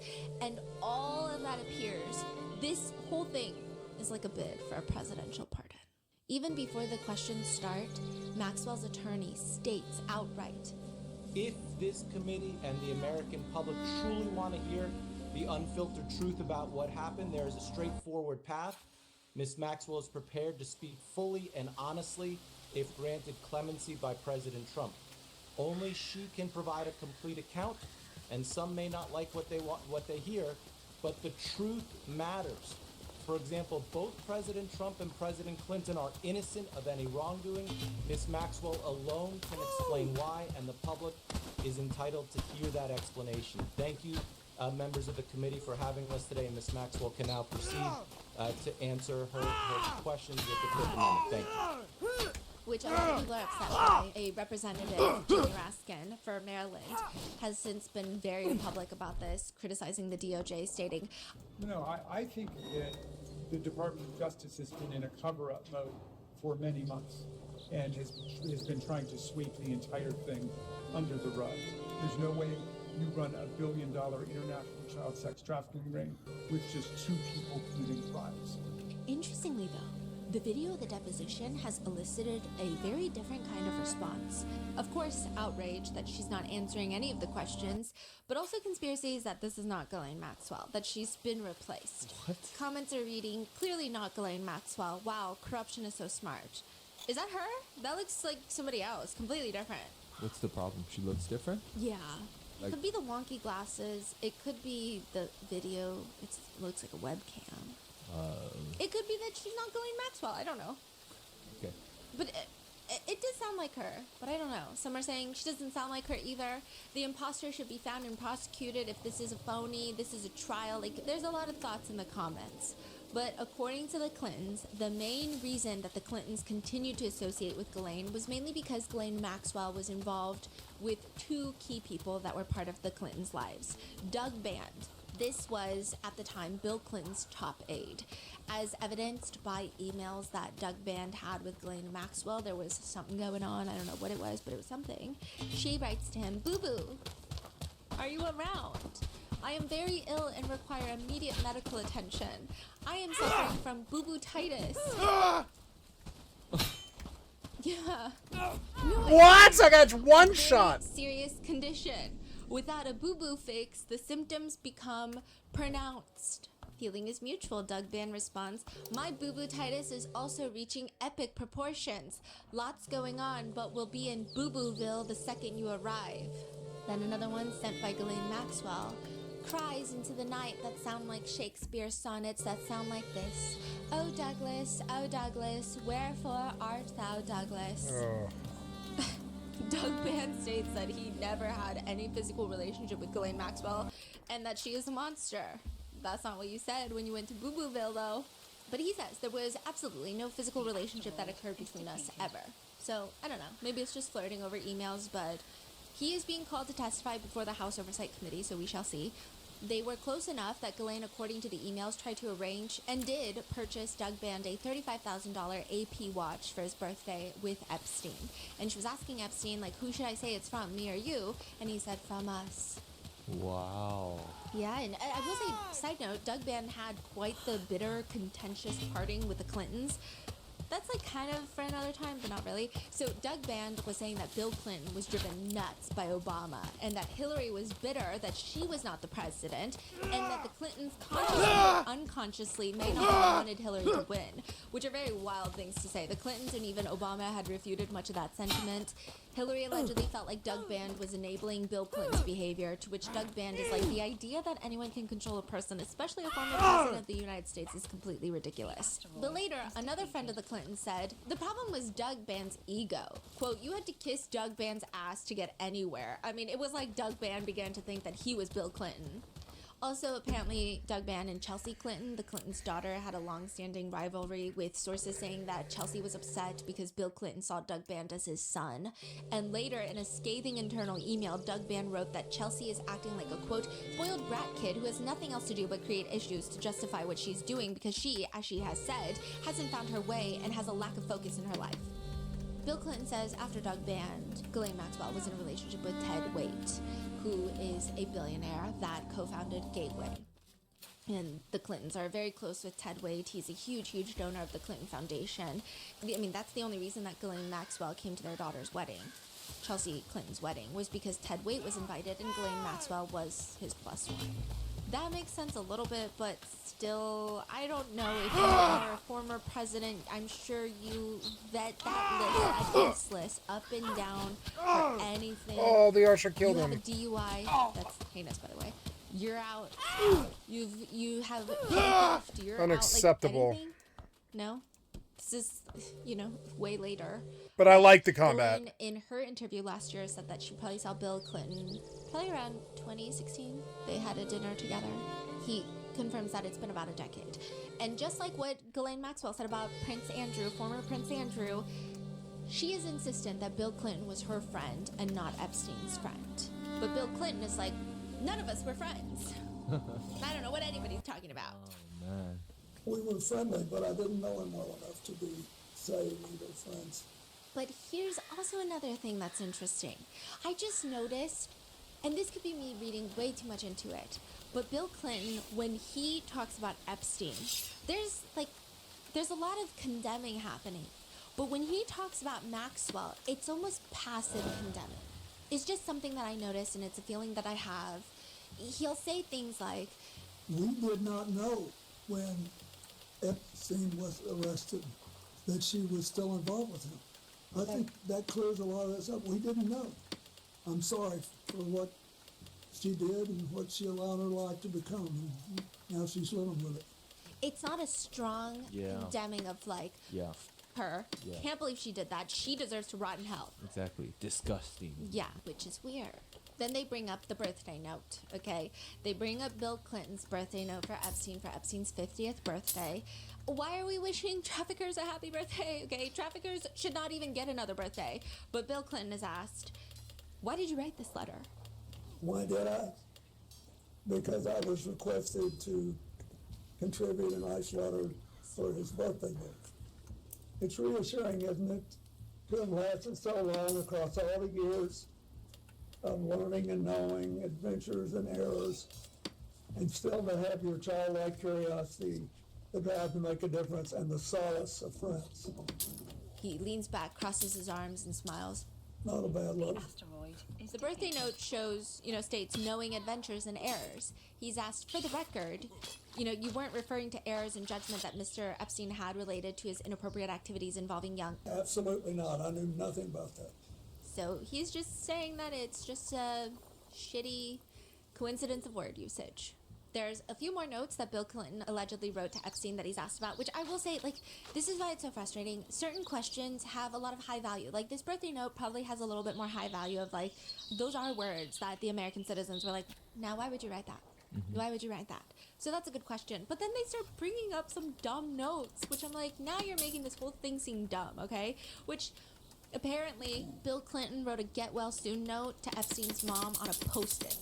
Not even like a fancy papyrus card that you have to pay $6 for. A Post-it. Epstein saved the Post-it. Bill Clinton is asked and he says, I mean, it looks like my handwriting, but I don't recall. But I will tell you this. I have written get well notes to lots of people I did not know and had never met. And you're like, yeah, I mean, as the former president, I'm sure you're writing a bunch of bullshit to people that you don't necessarily care about. One of the notes that Bill Clinton also wrote to Epstein, he kept on his plane, and it reads along the lines of like, thanks for inviting me and letting me invade your private space. I'm exhausted and glad to get away from the crowd, and we will forge ahead. I'll finally figure out the financial stuff. Which all of it does seem on par with what Bill Clinton has been saying of like, oh, we were just going around for philanthropic efforts. So it's like when they bring these up, now it seems like, okay, what's happening? But you can tell where there are just certain topics where Bill Clinton and his lawyers, they don't seem to like to talk about it. And those notes are not one of those topics. However, the painting of Bill Clinton wearing what could be presumed as Monica Lewinsky's dress and sitting on the chair with his legs draped over. They give him a picture of that. So, Mr. President, we are looking at an image of you, a portrait that looks to be of you, Mr. President, in this blue dress. Can you describe this painting? His lawyer interjects. He doesn't need to describe the painting, you just gave him a picture. What's your question? Do you understand why someone would paint this? Objection, this calls for speculation. You can ask the artist. But Bill Clinton responds. If I had known Jeffrey Epstein had this painting, it would have saved me this whole day. Saying if he knew Epstein had this painting, he would have never associated with Epstein, and then he wouldn't be deposed right now. There are no emails suggesting that Bill Clinton ever visited the island, though we have late Virginia Giuffre's allegation that he was on the island. The Secret Service has indicated that they had not been to the island, and Bill Clinton does state that he has never signed off on Secret Service. So meaning that you would have to like sign off of like, I don't want Secret Service protecting me right now. So that would be the only time that he would potentially go to the island without Secret Service, and he has no record of signing off on Secret Service. I see. But he does admit that he did make a brief visit to Epstein's Manhattan townhouse, but he does not recall if Epstein was even there at the time, which is kind of crazy how you don't recall that. Like, are you just visiting people's empty homes without the homeowner there? It's kind of odd. Like, you would know that. I think he was trying to phrase it as like, oh, I was walking with my friend, and they were like, oh, you know, Epstein, he lives right down there, and he's so proud of his house, which is this elementary school that's been converted, so we should go. We should just stop by and say hi, because he's a donor. He would love that, blah, blah, blah. They walk in. He's making it seem like we were asking, like, oh, is Mr. Epstein home? That's fucking crazy. Yeah.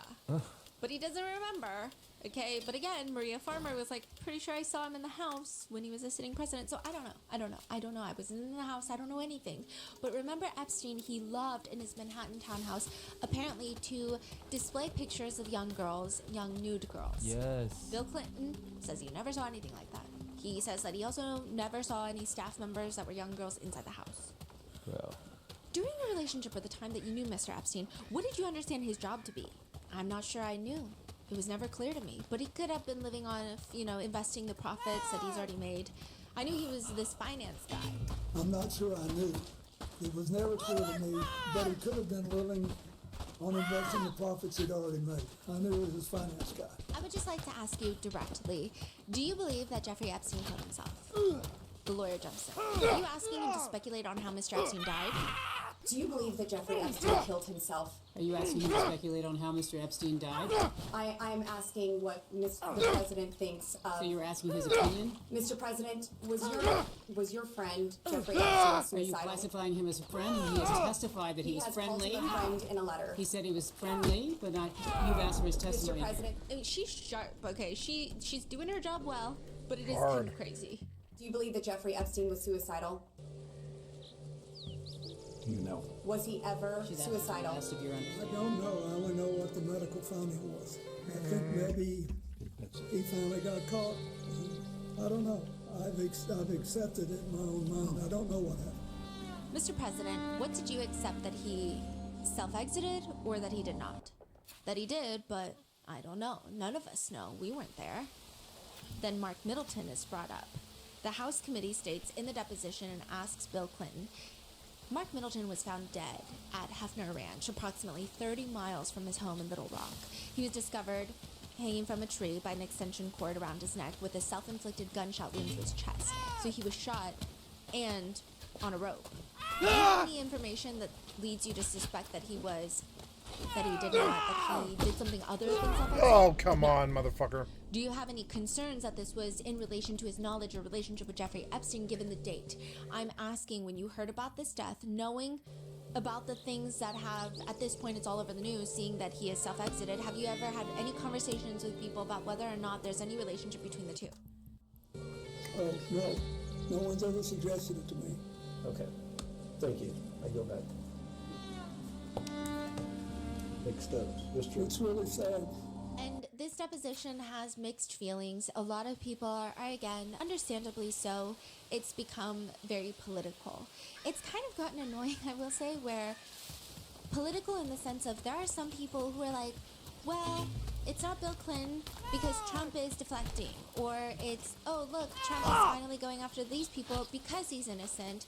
So let's just maybe not make it about politics and absolve people of guilt just based on their political alliance, because that's just not how it works.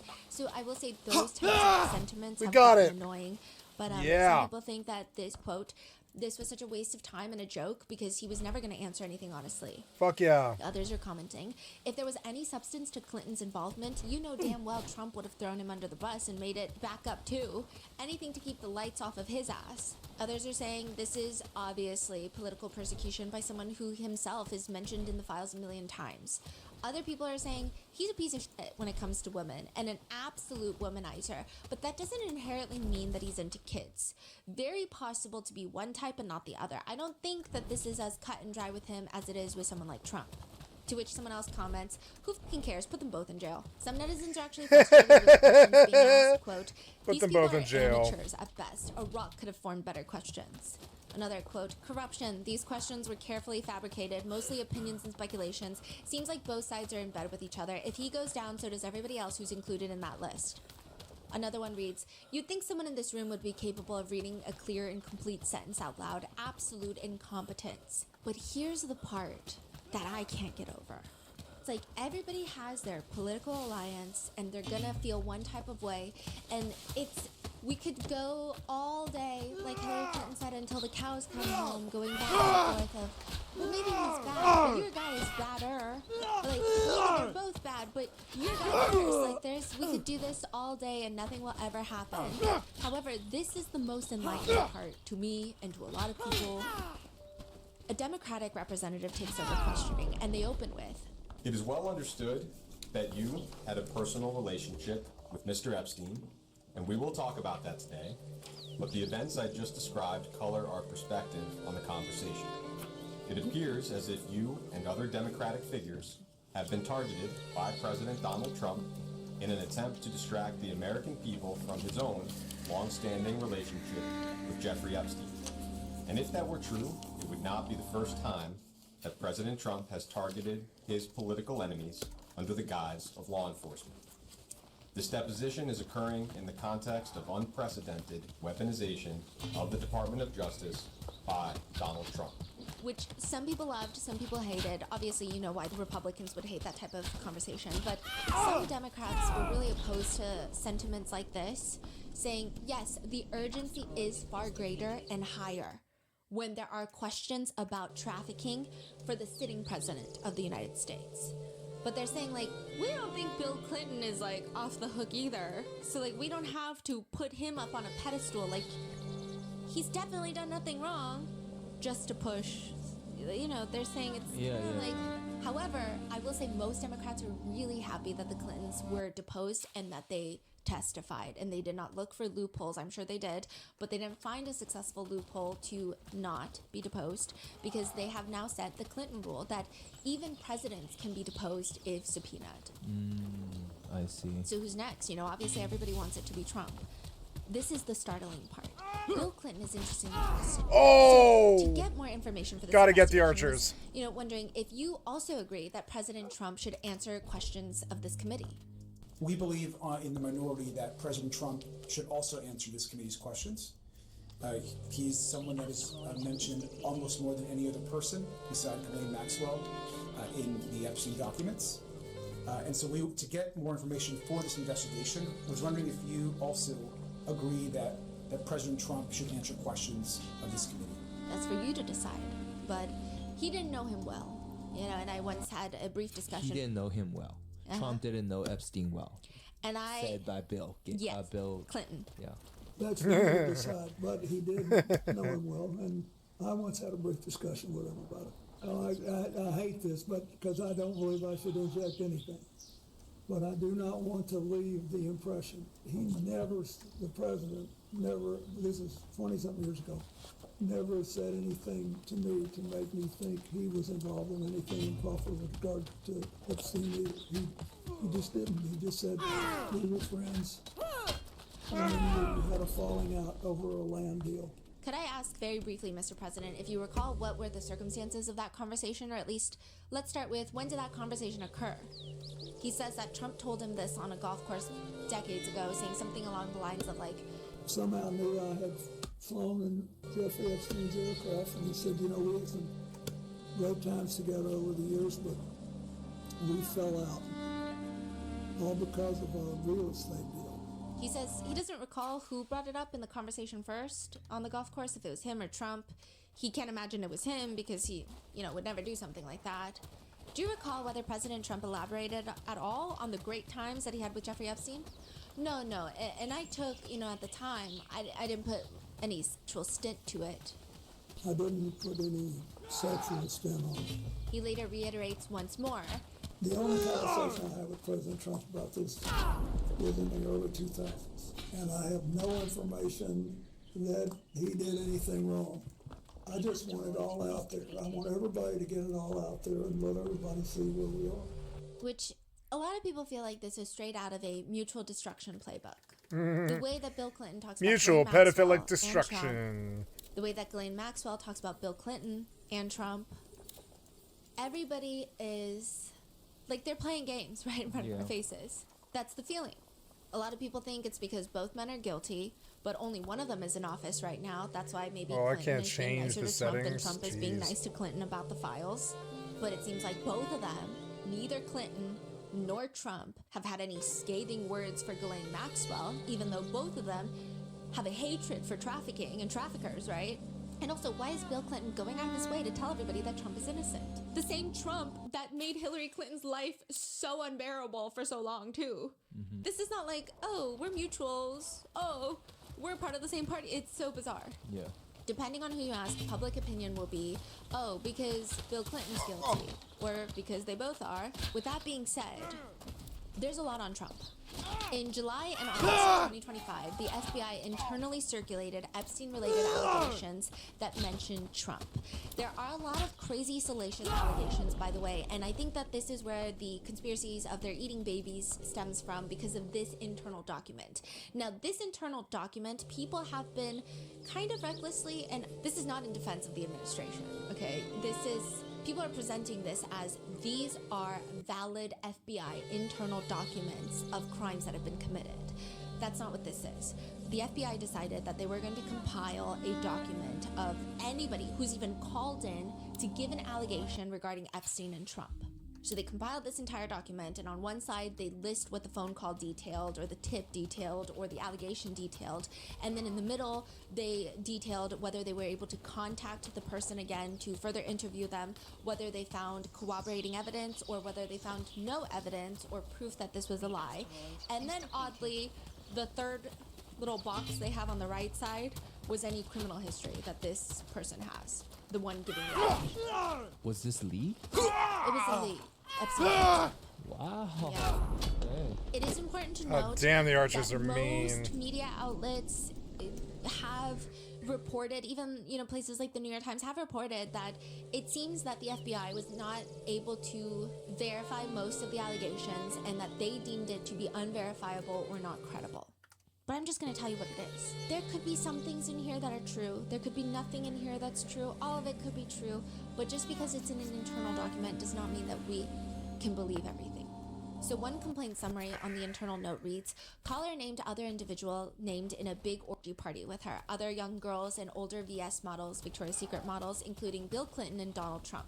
So now this is saying that they were all in some sort of big orgy party. Yeah, which, you know, a lot of people have gone down. Oh, come on. Big beautiful bill. They get to swing faster when even on full Participated charge and letting go. Some Come girls went missing, on. rumored to have been murdered and buried Instant at the golf kill. course. Complainant reported being threatened by Trump's then head of security that if she ever talked about what she saw or what happened, she would, quote, end up as fertilizer for the back 9 holes like the other cunts.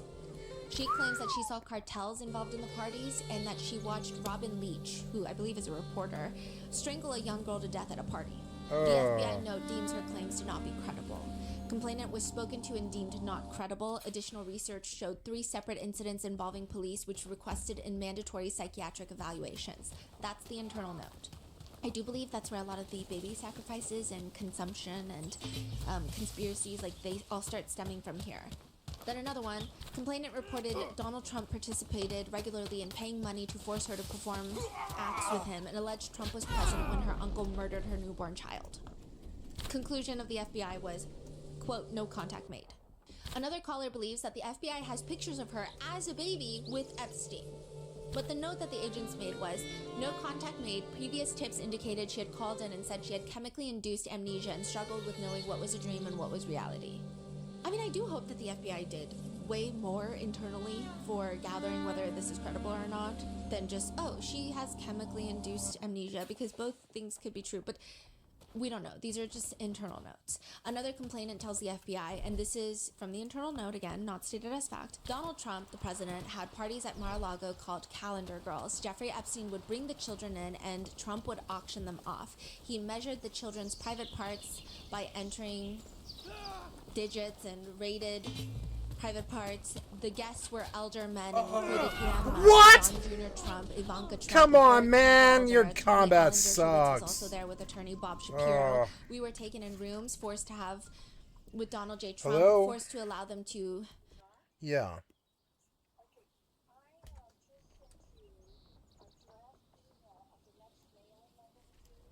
Okay.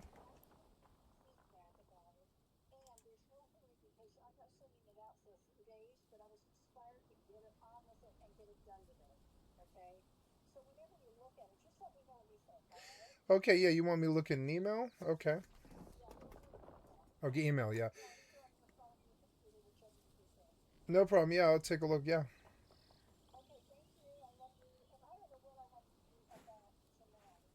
Yeah, it's okay. I mean, we can wait if you want.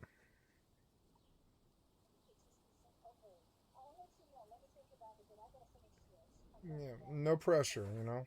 So, alright. Yeah, I mean, I'll be back.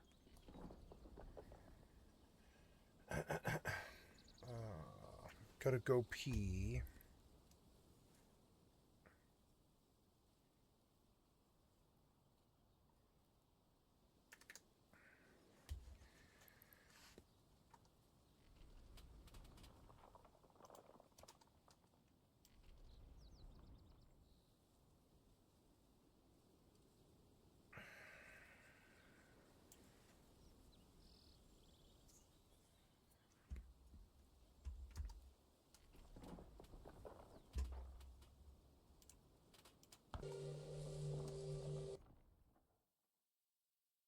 The asteroid is depleted.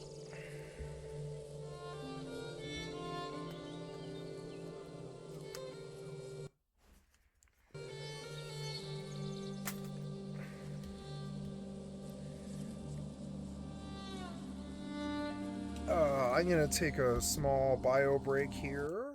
Oops. And then let's put new lasers on that. And pull more. I'm going to go use the restroom.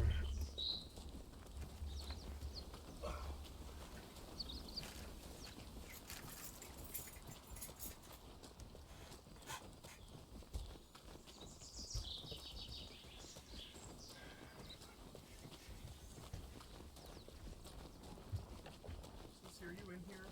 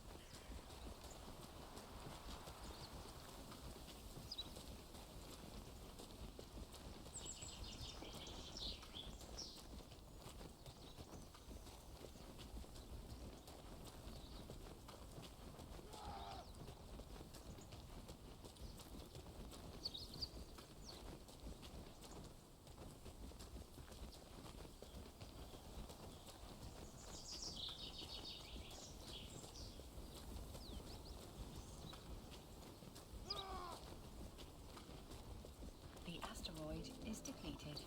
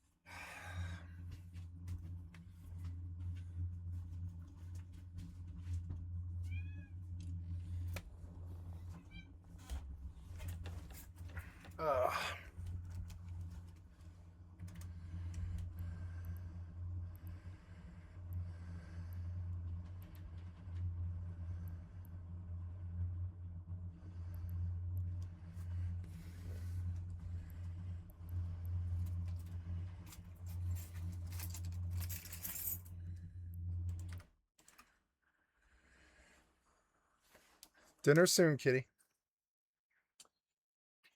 All right. Sorry about that. Had to go bio and deal with some family stuff. And I'm being a good family man, and I did well. That combat's pissing me off, but I'll come back to it. I actually like the combat. It reminds me of like kind of zero-sum combat, like Skyrim Legendary or something. But I will move on to 7 days now. Assault. I was 13 years old when Donald J. Trump R-worded me. Ghislaine Maxwell was also present. The FBI notes, no contact information provided. So this remember how she got to the room. She remembered seeing a flash of Trump's face. Victim 1 called the caller and was like, I think that I've been R-worded. Victim 1 did not go to the hospital to have an R-word kit performed because she didn't think that anyone would believe her, especially because she was drunk. They later state that Victim 1 had a husband who's busy. Which renderer? Okay. On GeForce Now version of 7 Days to Die. Oh, damn it. Get rid of it, motherfucker. What's your problem? Fucking pieces of shit. Your fucking problems. Okay. So, on the GeForce Now version of 7 Days to Die, which renderer should I use? Vulkan, OpenGL,